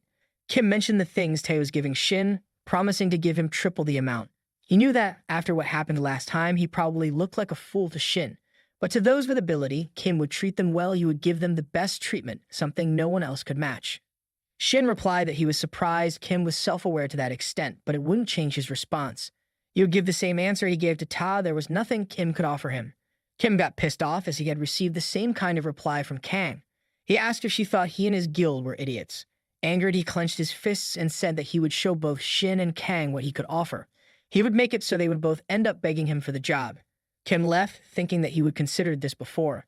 The Hunter Association's accessibility was kind of a mess, and most hunters drove their own cars, which made sense in a way. He bumped into a man and quickly apologized, but the man just walked off without saying anything. Shin felt like his condition still hadn't fully recovered. As he was walking, a person approached him directly. He tried to recognize the face, but couldn't. He wondered if Dojin Hyun was still alive. The scene shifts to a dungeon entrance, where a man with a giant hammer tells his party that if everything's good with their preparations, it's time to head inside. He reminds them that from C-ranked dungeons and above, even high-ranked hunters can get seriously hurt or even die from a mistake, so everyone's probably aware of the risks. But when it comes to safety, they can never be too careful. A girl nervously admits this was her first time doing a C-ranked dungeon or higher. Shin, the helper, wonders if that's true, then reassures her that the tank was a veteran. If they follow his lead, they shouldn't run into too much trouble, though he knows it's not really the helper's job to be giving out assurances like that. They start heading forward, and a man named Yoon Dojin, who's hiding his face and wearing a hood, thinks to himself. He's a D-rank support with a knack for crafting. It's been 2 years since he started hunting, though he's only had about a year of practical experience. He remembers his first year with the Doan Guild, which was led by Hyungmoon Do-yoon. Dojin recalls a conversation he had with Do-yoon during a meal, where Doyoon talked about a D-rank gate. Dojin had asked why Doyoon was interested in a simple D-rank gate when, with his experience and the guild's resources, he should be aiming for something higher, like a C rank. Doyoon had explained that although it was a D-rank gate, its size and the amount of resources it held made it worthwhile. In dungeons like that, the profits were huge compared to the manpower required, which was why large guilds usually took on these kinds of dungeons. Dojin comments that the D-rank dungeons seem so cheap, especially when big guilds were already rolling in riches. To them, a D-rank dungeon was probably just pocket change. But Dojin points out that things were different for newer guilds like theirs. Even if they only get half of what they expected, there's still a lot they can do with it. He could upgrade his hardworking guild members' equipment and train them in exclusive facilities, instead of sharing space with other guilds. There wouldn't be much left after that, but it's enough to build up the guild. Doyoon then tells Dojin to be patient. The whole world will know the name of Doan Guild soon enough. Dojin remembers another day when he received a call with some unbelievable news from the association. He meets a man who tells him that Doyoon was actually a B-rank hunter, and he's even been recognized as a veteran, so it didn't make sense that he would be killed in a dungeon like that. The man goes on to explain that the dungeon Doyoon entered wasn't just any ordinary one. He didn't know what Dojin was aware of, but it was an unconfirmed dungeon. The post-investigation results showed that it was a place with an extremely high level of danger. Dojin was stunned to hear about the unconfirmed dungeon. At that moment, Dojin starts to feel like Doyoon's death wasn't just a simple accident. He mentions that he would look into the gate through an official auction. Dojin didn't know if others knew about this, but he knew Doyoon wasn't the type to lie to him. The man then asks if Doyoon had said anything to Dojin beforehand. Dojin starts to think that maybe someone had manipulated the gate bidding, and he senses that something isn't quite right. But he denies it to the man, telling him that it would be beyond simple common sense. The man informs Dojin that Doyoon's body will be transferred in 2 days, once the investigation was complete. He hesitates for a moment before adding that it's fortunate they were able to recover his remains, thanks to one survivor. They were able to collect all the bodies easily because of him. Dojin wonders who this survivor is. The man admits he doesn't know the full story, but it seems like the survivor was just lucky. Dojin pushes these thoughts aside, and just as they arrive at the dungeon, the team leader calls for everyone to get started and enter the gate. He says they will finish the dungeon raid without any serious injuries if possible. As they enter, Dojin can't help but think about how all the guild's veterans, including Doyoon and B-rank hunter, had died. So how did someone like Shin, a rookie D-rank supporter, manage to survive? It didn't make sense no matter how they looked at it. And somehow, it all seemed tied to Doyoon's death. No matter what it took, Dojin was determined to uncover the truth. After a while, a man approaches the gate, but the guards stop him, as hunters who aren't part of the raid aren't allowed in. The man claims he's part of a party and says he must have gotten the wrong time. He shows them his permit and asks them to check it. While the guard checks, the man mutters about how these crazy people would show up at all hours if they weren't connected to the raid. The guard confirms his approval, and the man mentions that it's a relief. The guard asks what that was, and the man responds that it's a relief that he can get in, and he mumbled if he couldn't, they would all be dead. He wonders about Dojin inside the dungeon and thinks to himself that it will be interesting to see what kind of abilities his hero candidate has. Inside the dungeon, the party has just finished off the hated Duke monster. The team leader mentions that they finally defeated it by themselves. But Dojin senses something's off. There's no way this was a C-rank dungeon. In fact, he's sure it's a high-level B rank. If they would kept their abilities hidden until the end, it could have been really dangerous. The team leader thanks the dealer, saying he never thought such a talented person would be with them. Dojin denies it, saying even though the dealer helped, it was only about half of what was needed. He thinks back to the battle with the monster. While the team leader was falling back, Dojin had been standing his ground, facing it head-on. Dojin thinks to himself that if he would brought the equipment he usually uses, it would have been much easier. Shin then comments that it looks like Dojin needs new weapons and offers to make him a pair. He asks if Dojin will forget about his abilities once they leave the dungeon. Dojin tries to shake off his thoughts about the strength, cutting power, and weight of the weapons, all of which were a few steps above the gear he usually uses. The fact that someone could materialize such high-level weapons so easily makes him wonder, was Shin really just a D-rank supporter? Dojin calls out to Shin, asking who he really is. Shin replies that he should be the one asking, since they haven't introduced themselves yet. But Dojin already knows his name. Dojin agrees, and removing his face mask, decides to rephrase his question. He asks if Shin knows Doyoon, his older brother and the guild master of Doan Guild, which Shin had been a part of about a year ago. Shin seems confused, and Dojin continues, explaining that he doesn't really care about Shin's identity. What he wants to know was everything that happened to his brother a year ago and whatever Shin's connection to it might be. Before he can say more, an attack was launched at him. Dojin quickly gets ready, drawing his 2 swords and wondering if there's still a monster left to deal with. But to his surprise, a man steps forward, saying it's an unexpected turn of events. He comments that even though Dojin's best days were ahead of him, he didn't think anyone else could have deflected his attack. To think someone like him was still alive, and that he's already killed the other team members. Dojin thinks to himself that he didn't even notice when the man appeared, but he's clearly incredibly strong. Was he a berserker? Either way, he's definitely talented, a few steps above Dojin. Dojin tells him there's no need to be scared and that he should relax. The man responds, mentioning he had heard there was a D-rank supporter mixed in, but it turns out to be Impurity Boy. Shin wonders what he means by that. The man continues, saying it's a shame because he would hope Shin would put up more of a fight, but that doesn't mean he will let him live. Dojin realizes the man knows Shin too. The man swings his giant sword, saying he's curious to see if they really have something to offer.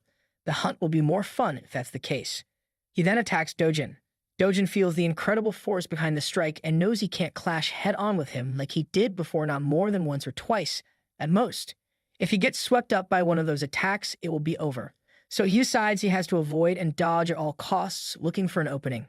He rushes in to attack, but the man comments that it seems like Shin, the other bastard, was useless. The man doesn't even consider it a 2-1 situation. Shin protests, saying the man was wrong. He's actually tied up with violet threads, courtesy of Beth, and can't move. Shin and Beth both speak up, declaring that it's actually 3-1.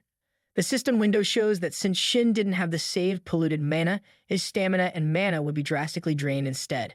Beth will also be forced out in 10 seconds. Shin, injured and in critical condition, thinks about what he's gained in exchange for the damage just a brief summon. But even so, it's enough time to put an end to this fierce fight. The man attacks them, but Beth uses her fog skill to make it difficult for him to see clearly. The man mutters that it's unfortunate, but pure physical strength-based attacks aren't scary at all. He also notes that while Dojin seems similar to Shin, there's a noticeable difference in their levels. He's sure that Dojin's weapon plays a big part in that. Beth then says, looks like it's time to say goodbye. Dojin, seizing the moment, rushes in to attack. The man tries to dodge, but in the end, his arm was cut off. As Beth begins to fade away, she comments that it's not bad at all, though the ending was a bit sloppy. Dojin thinks to himself that while killing the man might be too difficult, he could at least manage to seriously injure him. There's a huge gap in their basic skills, but in this state, Dojin was certain he has a real chance. Dojin tells the man that if he wants to live, he should just drop his weapon and surrender. He adds that considering the sins the man has committed, the outcome will likely be the same either way. The man drops his weapon and gets up, and while Dojin initially thinks it's a clear act of surrender, he instantly senses that the man has something else in mind. As the man prepares to use his power, Shin realizes it's the corrupted mana. Dojin quickly rushes to attack, but the man smirks and says, let's see each other later, before disappearing. Dojin sees the magic circle forming and understands it's a teleportation circle.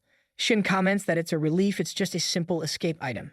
If it had been an attack or debuff type spell, Dojin wouldn't have made it out in one piece. Looking at Shin, Dojin asks him what happened with Dawn, Guild, and Duryun. Shin promises to explain everything, saying Dojin has the right to know. Later that evening, Dojin and Shin watch as the association's personnel remove all the bodies of the party members. Dojin mentions that it doesn't sit right with him those people were murdered by that man, yet they both have to lie and claim that the monsters inside the dungeon killed them.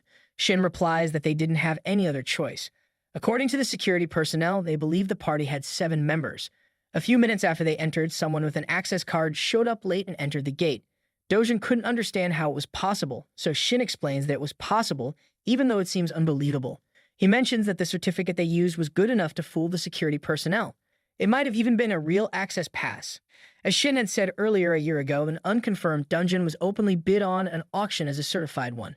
He didn't know what their goal was, but he was certain that it wasn't something a small group could pull off. If the association caught wind of it, any organization involved would be wiped out in an instant. Shin speculates that the person behind this must be a big player, someone who's important enough that even if they get caught, it won't matter.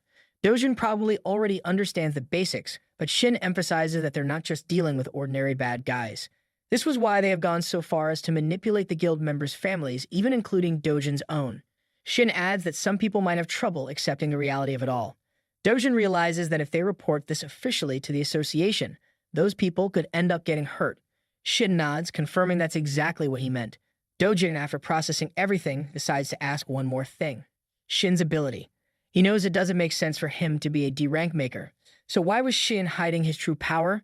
Shin replies that if he goes into too much detail, it will take too long, but up until a year ago, his abilities were pretty much useless. He could only make a sword, and even that was so bad it was embarrassing to be called a D rank. However, during the unconfirmed dungeon incident a year ago, he awakened a new ability while on the brink of death. Thanks to that power, he was the only one to survive. He admits it sounds unrealistic, and even if he were in Dojin's position, he wouldn't believe it either. But when the main culprit and the truth behind it all come to light, Shin plans to reveal everything to the world and their families. He acknowledges that it doesn't justify hiding the truth for so long, and for that, he apologizes to Dojin. He assures him that he will find the people responsible for the deaths as quickly as possible. Dojin, though, wonders what Shin will do when he finds them. He then turns to Shin, telling him not to act like it's only his problem. Excluding the fact that Shin wasn't the culprit, there isn't a single answer that Dojin could accept. Right now, Dojin was no different from Shin. Even though he saw the truth with his own eyes, he still has to keep quiet about it for those who have the right to know. But he will never stop until he makes the people who killed his brother pay. Dojin says he will catch them no matter what, and until then, he's in Shin's hands. From that moment on, they can only count on each other. The scene shifts to an abandoned old factory, where the man arrives after teleporting. He declares that he will surely kill them, though he's not sure who he's even saying it to. The lady standing there responds, saying that the man only realized his defeat after he ran away. She wonders if that's really how pathetic he is. It would have been better if he had returned after being killed, or at least if he were alive in a hopeless state, then she could have used him as a sacrifice. She walks over to him, continuing that there's no need to act like a dog in the rain. That person was still expecting a lot from him. She then makes something appear in front of him, and the man wonders what it is. The object was small with a mouth and eyes. The lady tells him not to refuse and to just eat it. She explains that it will become his new arm. The man, skeptical, asks if she's messing with him. Does she really think he would just eat such a strange, unknown thing? She understands his hesitation, noting that they don't exactly have a trusting relationship. But being picky about this was only possible if he has the circumstances to back it up. Even though it's not his primary weapon, she's unsure if he could overcome this situation with effort alone. The man picks up the thing, muttering that if something happens to him, she calmly states that then he's free to do whatever he wants. As he eats it, he screams loudly in pain.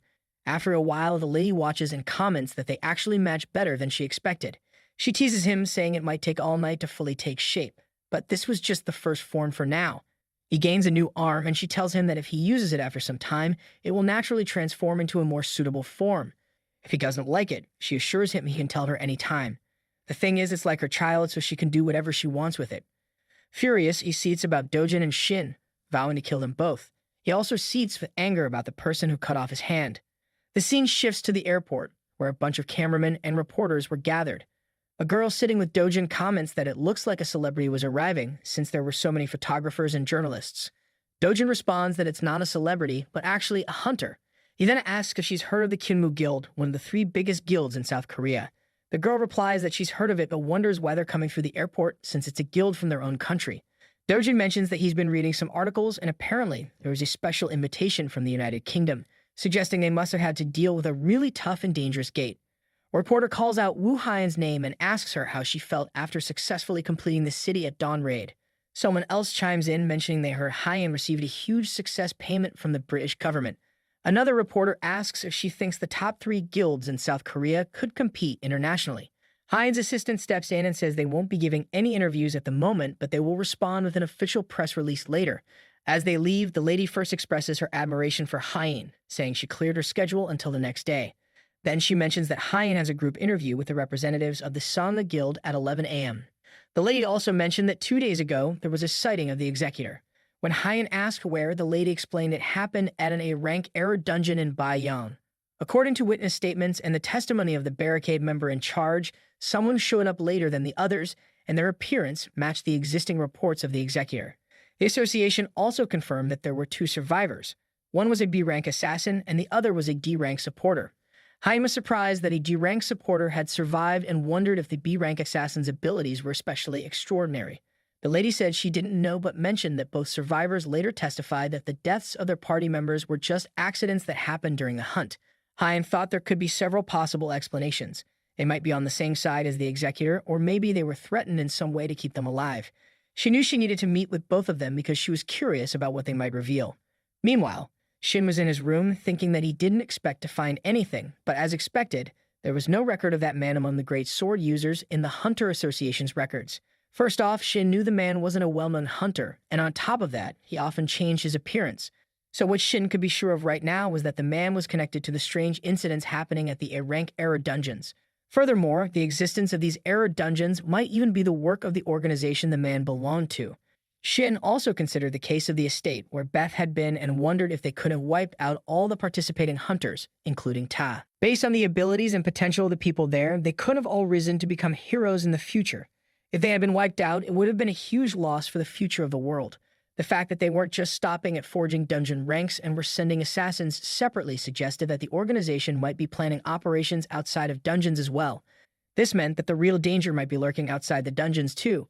Just then, he got a call, and the person on the other end asked if they had contacted Shin. After the call, he went to a restaurant that evening to meet Kang. She commented that she expected a tidier outfit, given the place. She wondered if maybe she had expected too much. Shin replied that he would never been to a place like this before, nor had he ever thought about coming to one. The more time passed, the more distrustful he became of society. Shin didn't think his address or phone number was anywhere in the publicly accessible association database. Kang wondered about his address and asked if Kim had come to visit him. It was obvious what happened. Kim probably came looking for Shin, wearing that greasy smile and with his usual unfounded confidence. But Kang reassured Shin, telling him not to worry. She said she wasn't here to tell him anything hard to hear. She just invited him out because she had a personal interest in him. She even asked if he hadn't come because he was interested or had business with her. Then she invited him to sit, saying she would pay for the drinks. Shin replied that it wasn't the kind of conversation he could enjoy over a drink. If she didn't have anything specific to say, then he would just stick to his business. Kang was curious and admitted she couldn't remember the end of the last dungeon because she had fainted. That's why she asked him how he defeated the monster, because even Tae, given his condition at the time, had no chance. Shin replied that she should be asking Ta, not him. After all, he was a D-rank supporter with no combat ability. In that situation where everyone else was unconscious, there was no way he could have understood what was happening. All he did was use his remaining energy to create a sword, and he didn't know anything else. Kang said that was fine, but Shin was left wondering what she really wanted to say to him. She mentioned that, although it sounded absurd, it was actually quite amusing. A crazy person with a great sword was going around hunting hunters, and the likely next target would be Kang. Shin replied that if his predictions were correct, the fact that she entered in a rank-era dungeon meant she was already a target. Among all of them, she was the only hunter not affiliated with any guild. Kang picked up where he left off, saying they would probably target her first since she didn't have the protection of any organization. It sounded plausible, but she wondered if he was forgetting something important. She pointed out that it wasn't just her. There was a D-rank supporter like her who also wasn't part of any guild and was much weaker in combat ability. If what Shin said was true, then wasn't he the one in a more dangerous situation? She asked him what he thought about that and offered to protect him if he wanted. Shin replied that he had already told her everything he needed to, so he was leaving. He added that she should take what he said seriously because her life was on the line. As he left, Kang called someone, telling them that Shin had left, so she was asking the person to do their best since this was an opportunity they had been given, even if it meant going into debt. She ended the call and wondered what would happen next. As Shin walked alone, his power activated and the same man he would encountered in the dungeon appeared, wondering if he should say they would met after such a long time. The man didn't care about anything else, but he had to acknowledge Shin's guts. Only a few days had passed since their last encounter, yet here Shin was, walking alone at night. Was he really that thoughtless and foolish? The man sneered, thinking that whether Shin ran away or screamed, it would all be pointless. He was sure Shin hadn't noticed him, but Shin was already trapped. The one who set it up was incredibly talented. With the barrier in place, no one would know what was going on inside, and until either Shin or the man died, not even an ant could leave. Shin shrugged, mentioning that it wasn't bad. The barrier only blocked entry, but it was based on a principle that created a virtual space mimicking reality. He briefly forgot about the corrupted mana and felt uneasy, realizing he couldn't sense any presence. He wondered if the man had killed everyone living there. It was a real relief. Though just as capable as the man was, his organization had a level of discernment too. The man was curious about what Shin meant. Shin, however, replied that he had expected something like this to happen and that he thought they would come after him. It might even happen tonight. The man scoffed, calling Shin the perfect target and mocking him for being just a supporter who couldn't do anything on his own. Before Shin could respond, the man interrupted, attacking with his sword and telling him to keep babbling while acting so carefree. The attack landed, creating a cloud of smoke. But when the smoke cleared, the man was shocked to see Shin had created a sword to block the blow. The man thought to himself that this wasn't a half-hearted strike like last time. Any other fighter would have been dead immediately. Shin calmly responded, saying that it was the first time in a year he was able to fight one-on-one without worrying about any witnesses. As for being a supporter who couldn't do anything on his own, well, the man wasn't entirely wrong. Shin then attacked using the grid world and challenged the man to try and keep up. Hyam was in the car when she suddenly stopped, noticing that she couldn't see the sign indicating a gate, but she could feel the corrupted mana. She was a saint, a class considered mid to upper tier among support classes, and she typically used general mana, as well as distinct divine power. Divine power was considered the opposite of corrupted mana, so while some classes might not be able to see corrupted mana, they could still sense it. Her assistant asked if they should report it to the association, since the corrupted mana had appeared right in the middle of a residential area. Hyen suggested they wait for 30 minutes. If she hadn't returned by then, they could contact the association and report as planned. She gathered her power, grabbed her weapon, and headed off. Her assistant thought the area felt like a wall with nothing there, but Hyen seemed to sense something. Then, to his shock, he watched as Hyen passed through the gate. Not only had she crossed, but now he couldn't feel her presence at all. He hoped nothing bad would happen. Inside, Shin released his sword, preparing to attack the man. The man barely dodged, his anger flaring. He yelled at Shin, saying tricks like that wouldn't work on him. Then he saw a grenade fall near him. It was a KM-38 mana grenade, a high-powered weapon used by the army forces for dealing with large monsters. The blast hit the man directly. The lady watched from a distance, wondering how impressive it was that Shin had even made the Empress bow her head. But she thought he was still an opponent who could cause her trouble. There was nothing particularly extraordinary about the weapons he materialized. They were just strong, sharp weapons. However, because they could only demonstrate special abilities when wielded by their creator, it seemed like they had been designed with a focus on physical durability. What was truly incredible was the person using them. She realized Shin wasn't just throwing the weapons he materialized. The speed, angle, power, and pacing were all so precise that even an experienced executor like her was struggling to keep up. Furthermore, Shin was also materializing firearms, using them at the perfect moment and in the right place. He wasn't just exceptional at creating weapons. His application and skill usage were on another level. For someone to use them this effectively, they had to have real combat experience on the level of a seasoned veteran. She wondered if a monster like that had been hiding all this time. After Shin shot toward the man, he thought to himself that while mana bullets weren't very effective against monsters above C rank, they were a different story when it came to humans. The strength and toughness were on a whole other level, and much less so if someone was attacked from behind in a defenseless state. He really didn't want to imagine such a situation, but it wasn't like he was about to experience it himself. He wondered if the man was ready to give up. The man, still furious, called Shin a bastard. Shin replied casually, saying he only asked out of politeness. Then he launched a barrage of swords at the man. After the blast, the fog cleared, revealing that a new arm had grown for the man protecting him. The lady, watching from a distance, sighed and activated her power. She muttered to herself that there was no helping it.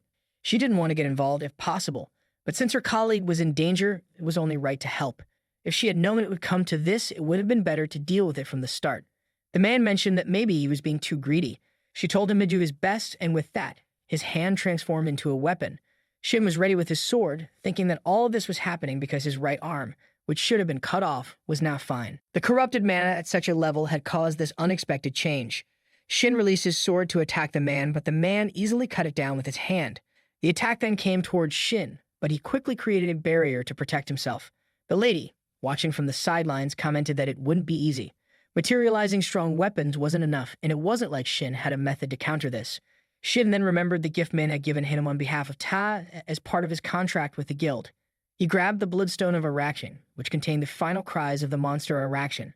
Upon using the stone, he could temporarily take on the same class and abilities as the one who had landed the final blow on it. His skill level and aptitude would match that person's for a minute, and when the time ended, he would lose 99% of his remaining stamina. Shin thought to himself that he never imagined he would use it on his own. He inhaled deeply and used the Bloodstone. As the man rushed toward him to attack, the stone activated, and for a brief moment, Shin had the same teen rank and aptitude as Ta. He stopped the man's attack with a giant sword and felt the overwhelming power of being a fighter class. Then the second round of the battle began. Shin attacked using an explosive strike. The lady was shocked when she saw the item and realized it was the one secret she had been able to guess. It was the temporary class change from an item related to the Bloodstone affiliation, and the physical strength and energy he had were only temporary, granted by that item. But that weapon, how was it that she could sense corrupted mana from it? She couldn't believe he had received power from that person, and how could an ordinary hunter use corrupted mana? She thought back to the Beth Estate raid, when Shin had no corrupted mana left. But somehow, even a small amount of corrupted mana in the Bloodstone wasn't missed by Shin's mana absorption. The system window showed that the mana absorption skill had been activated, and he had obtained 100 corrupted mana. Then the demonic weapon creation process kicked in, searching the demonic realm for a suitable weapon. Finally, a sword named Fraggerat was forged. Shin quickly attacked with the sword, forcing his opponent back. As the enemy regained his balance and stood up, Shin rushed in again and unleashed a powerful blow. The lady felt something was off. Even though his class had changed, she couldn't ignore his strange skills and movement proficiency. It almost seemed as though he had been wielding a sword for years. Her question made sense. The Araxan's bloodstone, while it allowed for a class change, didn't provide experience or proficiency. Plus, in his previous life, Shin never had a melee class, so it would make sense that he wouldn't have any fighter experience. That's why the demonic sword Fraggerat was able to shine. Compared to the Leviathan that Tao wielded before, Fraggerat was a step lower in destructive power. However, unlike the Leviathan, which specialized in firepower, Fraggerat had a unique ability as a demonic sword. Shin felt like he was being entranced by something. His senses and consciousness were clear, but it wasn't him controlling his body. Even the thought of wanting to cut felt like the sword was moving him. The demonic sword, which takes over its wielder with its own will. And, ironically, that was exactly what made it so effective. In that moment, the weapon was perfectly in sync with its wielder. As Shin attacked, his opponent was terrified. As he turned to flee, Shin was already moving to strike from behind, slashing him down. As Shin stood there, he felt a sudden strain and wondered if the time limit had run out. The man, trembling, tried to get up, and Shin realized that with his current condition, one more strike would be enough to land a fatal blow. As the man tried to rise, divine lightning struck him. Shin, guessing what was happening, turned to see Hein approaching from behind. She called out to him, saying she had a lot of questions, but it didn't seem like the right moment for small talk. Noting the severity of his injuries, she told Shin not to move and to wait right there. Hein then captured the man, assuring Shin that she would make sure they wouldn't lose him. The man, confused, wondered what was going on with his body, then started bad-mouthing Hein, questioning what kind of situation this was. When Hein didn't respond, he asked if she was even listening, urging her to do something. Hein calmly pointed out that he didn't have any other choice. Then the man was placed into a machine designed to kill by decapitation. Shin and Hein stood there, shocked as the man was killed. The woman appeared, commenting that it wasn't a huge surprise. She hadn't expected it to happen like this, but she didn't think Shin would suffer so much. In the end, the man had been worthless. With that, she removed the useless part. Hein shouted that it was enough, warning the woman that if she made another move, she would attack. The woman wondered what Hein intended to do, and before she could think further, Hein launched an attack using divine power. The woman quickly put up a barrier to protect herself and the man's corpse, remarking that Hein had used divine power, and if she would have been hit, she might have died on the spot. She was lucky that she hadn't been hit by it. Hein was shocked by the divine power and wondered if there was another helper besides the executor and the woman. The lady then said that they would call it a day. She would give in to Shin's demands for now, but she didn't plan on wasting any more energy fighting someone who wasn't under her command. Next time, though, she would come back and make sure to dress him up more gloriously. With that, she used teleportation to escape. Hein then turned her attention to Shin, who had fainted on the ground. Shin woke up on a couch in a strange room, confused about where he was. Had he been moved while unconscious? How long had it been? To his surprise, he felt almost at his peak. He was exhausted. It seemed like he should have been bedridden for a week, unable to move a finger. But instead, he felt completely refreshed. He noticed that his hands were restrained. Just then, Hein entered the room. She told him that she wasn't sure how good his physical condition was, but she would done what she thought was best. She asked him to let her know if he felt any discomfort or if something was wrong. He responded that he thought he was almost fine, all thanks to her. He wanted to thank her for helping and treating him, but then he asked why she had bound him. Hein explained that from now on, she wanted him to answer her questions as truthfully and honestly as possible. She then asked why he had been with those people. She promised to answer any questions he had after that. Shin realized that she already knew his name. He greeted her and then signaled for her to start, asking her to explain what had happened. Hein was an S-class saint widely known among the public, not just the hunters. She was also the guild leader of Hyunmu. Shin thought to himself that in the memories from his past regressions, the Hyunmu guild wasn't one of the three great guilds. The concept of the three great guilds had been a bit unclear in his past lives. In reality, it had practically been a two-man show between the Overkill and Shinhwa guilds. There was a guild called Soul Link, but rather than being an equal competitor, it was more of a step below Shinhwa and Overkill. However, the current Hyunmu guild was different. It was now one of the three great guilds, measuring up to Overkill and Shinhwa. The difference between this world and his memories was so vast that he found himself curious about how Hyunmu had managed to rise so far, and Hayam was the key to that success. She explained that, to put it simply, she was just returning home after carrying out her plans. Shen thought to himself that she was the best healing type supporter, someone who had made a miraculous jump from C rank to S rank. He agreed with her, explaining that he hadn't been with those people and had actually been attacked by them on his way back. He recalled that in his previous life, far from being the guild leader, Hein had been a mere supporter who had plateaued at B rank. He hadn't known her personally, but they had crossed paths a few times when their guilds worked together. As he remembered, she wasn't weak, she had an air of gentleness about her, but it was clear she didn't have the sharp edge she carried now. He couldn't help but wonder why her personality and abilities had changed so drastically. But there was no doubt that these changes had primarily benefited her. In that sense, Shin had every reason to suspect Hein of being in league with the hero hunters, but she had actually rescued him and stood up against those guys. She then said she had one more question. Was he acquainted with the executor? Shin replied that it wasn't a question he could answer, but he would like her to answer his question first. He noted that she seemed to know the executor very well. Given that she hadn't reported him to the association and was personally interrogating him, it seemed like she intended to track him down on her own. So he asked why she was doing that.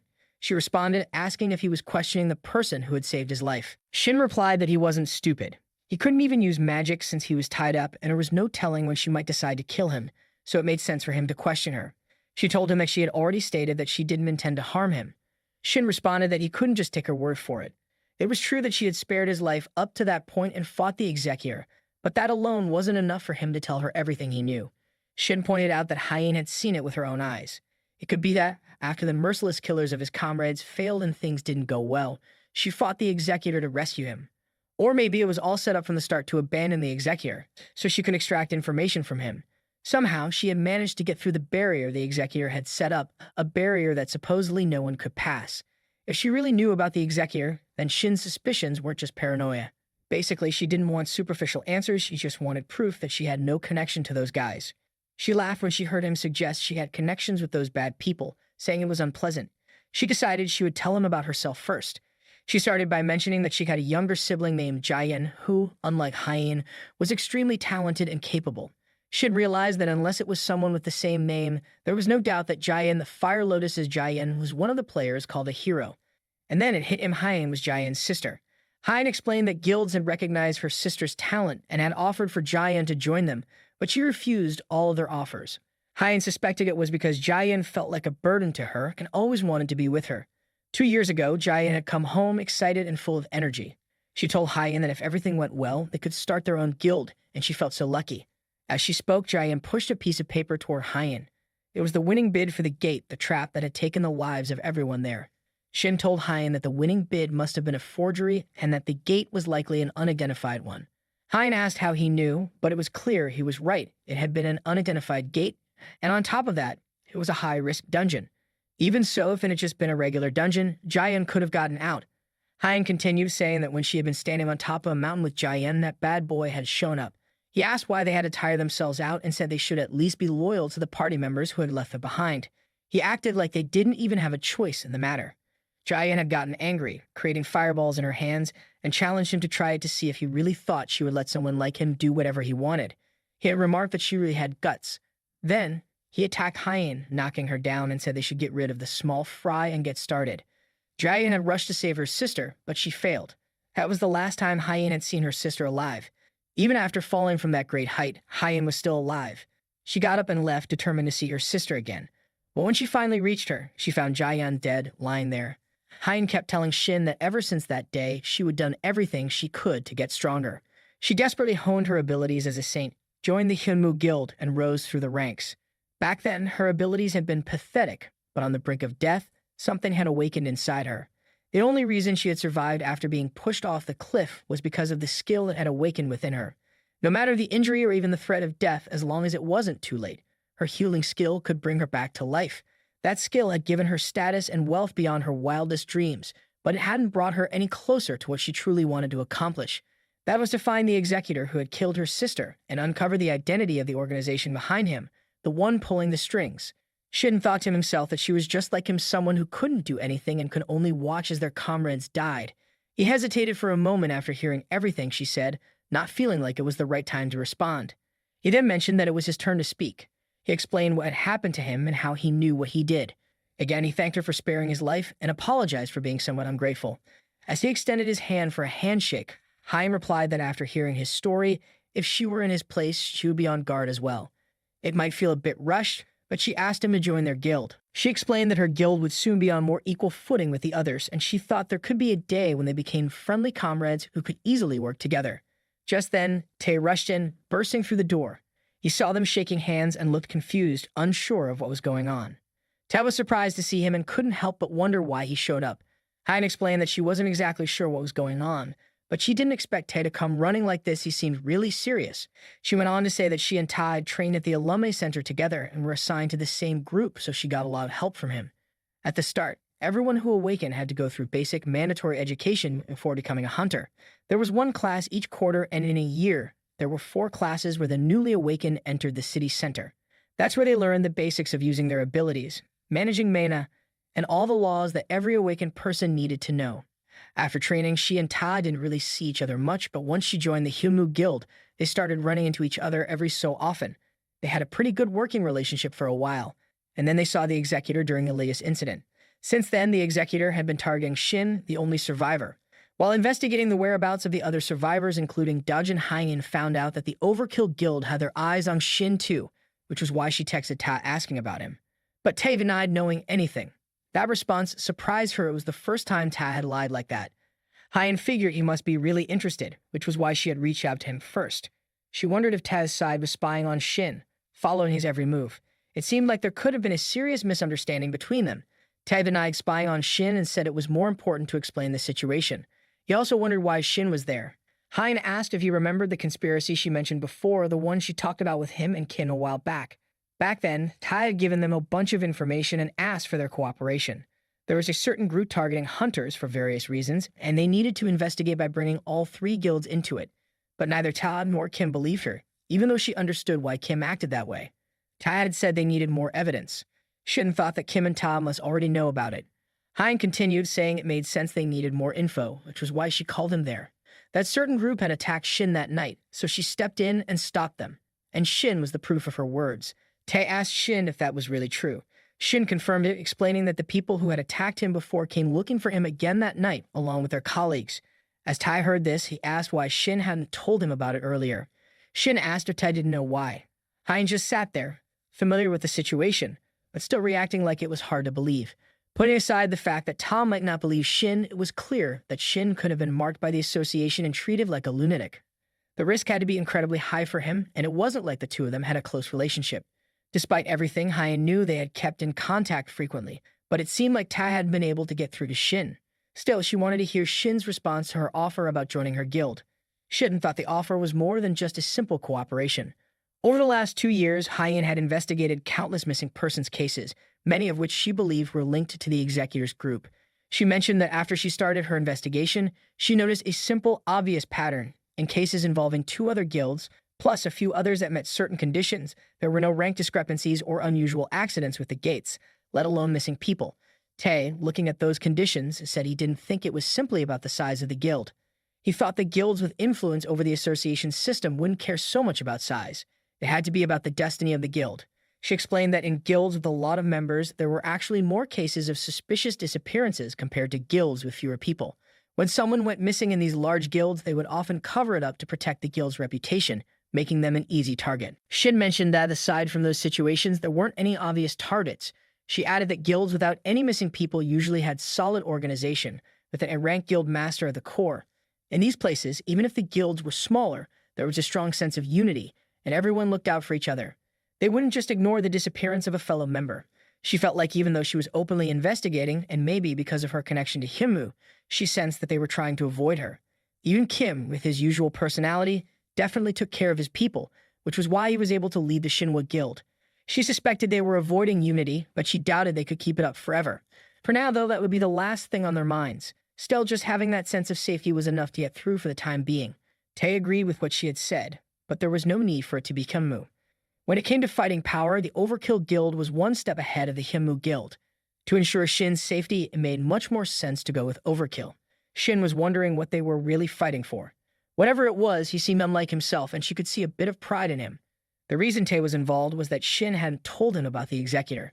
Tae was shocked, but Hyein continued to let's assume Shin joins the Overkill Guild.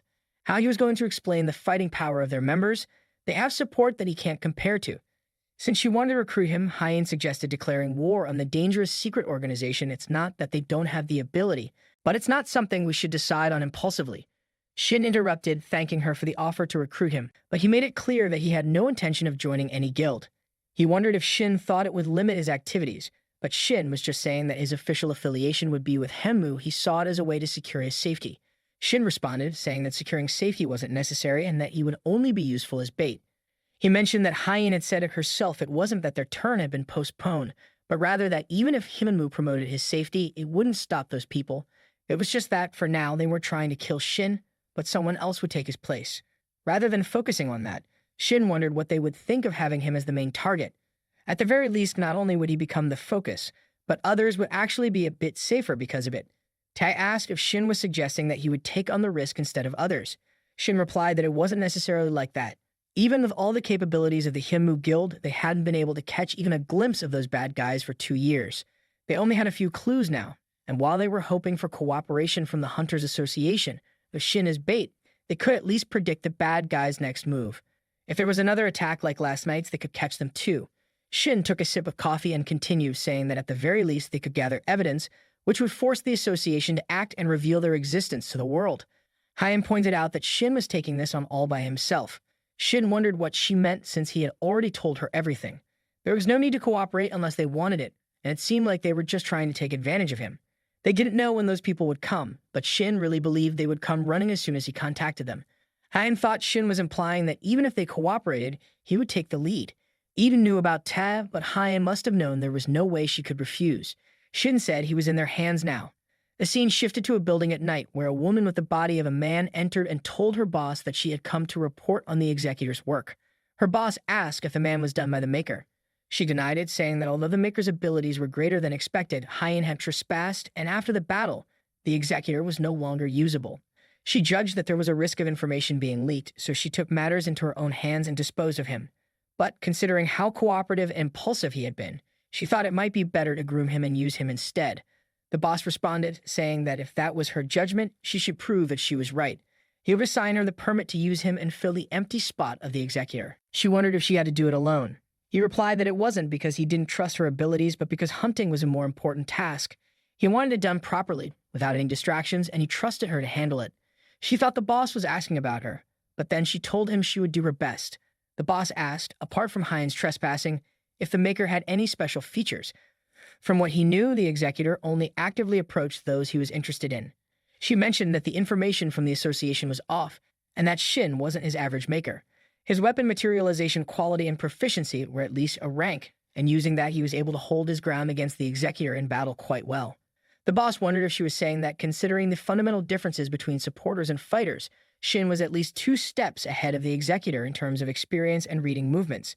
She agreed and added that although it was brief, Shin used corrupted mana, which was quite different from the methods of corrupted mana use she was familiar with. The boss became agitated and told her from start to finish, without leaving anything out, just tell me everything that happened, as detailed as possible. A few days later, Dojin stood in front of the Overkill Guild building on a call with Shin.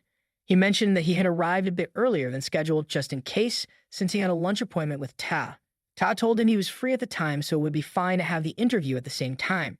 Shin agreed, jokingly asking for the most expensive meal possible, knowing that Ta wasn't the type to be cheap with food. Dojin wondered how expensive it would be and admitted that he didn't like those kinds of places, but he wasn't sure he would be able to stomach anything because of his nervousness. He knew that by officially joining, he was more or less collaborating with them to resist those guys, but still being one of the 3 major guilds made him nervous just by their name and fame. Shin, however, reassured him, saying that with Dojin's abilities there was no need to be nervous. Dojin appreciated the encouragement. Shin told him to reach out if he ran into any issues. He felt Dojin would be fine, though, because he was talented enough that joining one of the 3 great guilds was nothing surprising. And above all, Dojin still had plenty of room to grow. He was like an unpolished gemstone. Even without Ta's direct guidance, there were plenty of talented people in the Overkill Guild who could mentor him. Compared to when he used to work alone, being with the guild would definitely help increase his abilities. Shin wasn't sure what they wanted, but for now he would serve as bait until they made their move. He remembered his conversation with Hyen, where she asked if he hadn't done anything about it yet. He had replied, as he had said before, that he hadn't done anything yet and was going to continue acting as a regular supporter, pretending he hadn't revealed his true strength to her. Ta said that since Hyen and Shin had disappeared together, they would probably think he was connected to the guild. Hyen agreed, suggesting they think of another way. Shin wondered what they would do if it turned out they weren't related. Hyen didn't understand, so he explained that since his abilities had been exposed, it was their biggest concern. If a few weeks or even months passed without any contact, those bad guys would likely start surveilling him. Once they confirmed he was on his own, they would reveal themselves. Ta asked if they were supposed to just wait for that time. Shin denied it, saying he would deal with it himself in the meantime. Those bad guys were used to hiding and wouldn't let go of their suspicions, even until the very end. First, they would try to make the bad guys reveal themselves, and if they didn't show up by the end, those bad people would start feeling at ease and come out in full force. That's when both of them would have to make their move. Hyen agreed to follow his plan, then showed him a box, asking him to take it, as they needed to make some preparations as well. The scene shifts back to the present, where Hyen was thinking that Shin was hiding something, but it didn't matter as long as she could get what she wanted for her sister. Shin, on the other hand, thought about how he hadn't told Hyen about his memories from his past life. History hadn't fully organized his memories, and he wasn't even sure how much she trusted him. But the current situation had just coincidentally led him to a quick rise in his career, and now he had become a target after getting on the radar for being involved with Ta. Hyen was a reliable ally, but for now, she only needed to know what was relevant. As Shin sat in a restaurant, Jio walked by and called out to him. He remembered her as someone who wore glasses outside the dungeon, and her vibe had definitely changed a lot since he last saw her.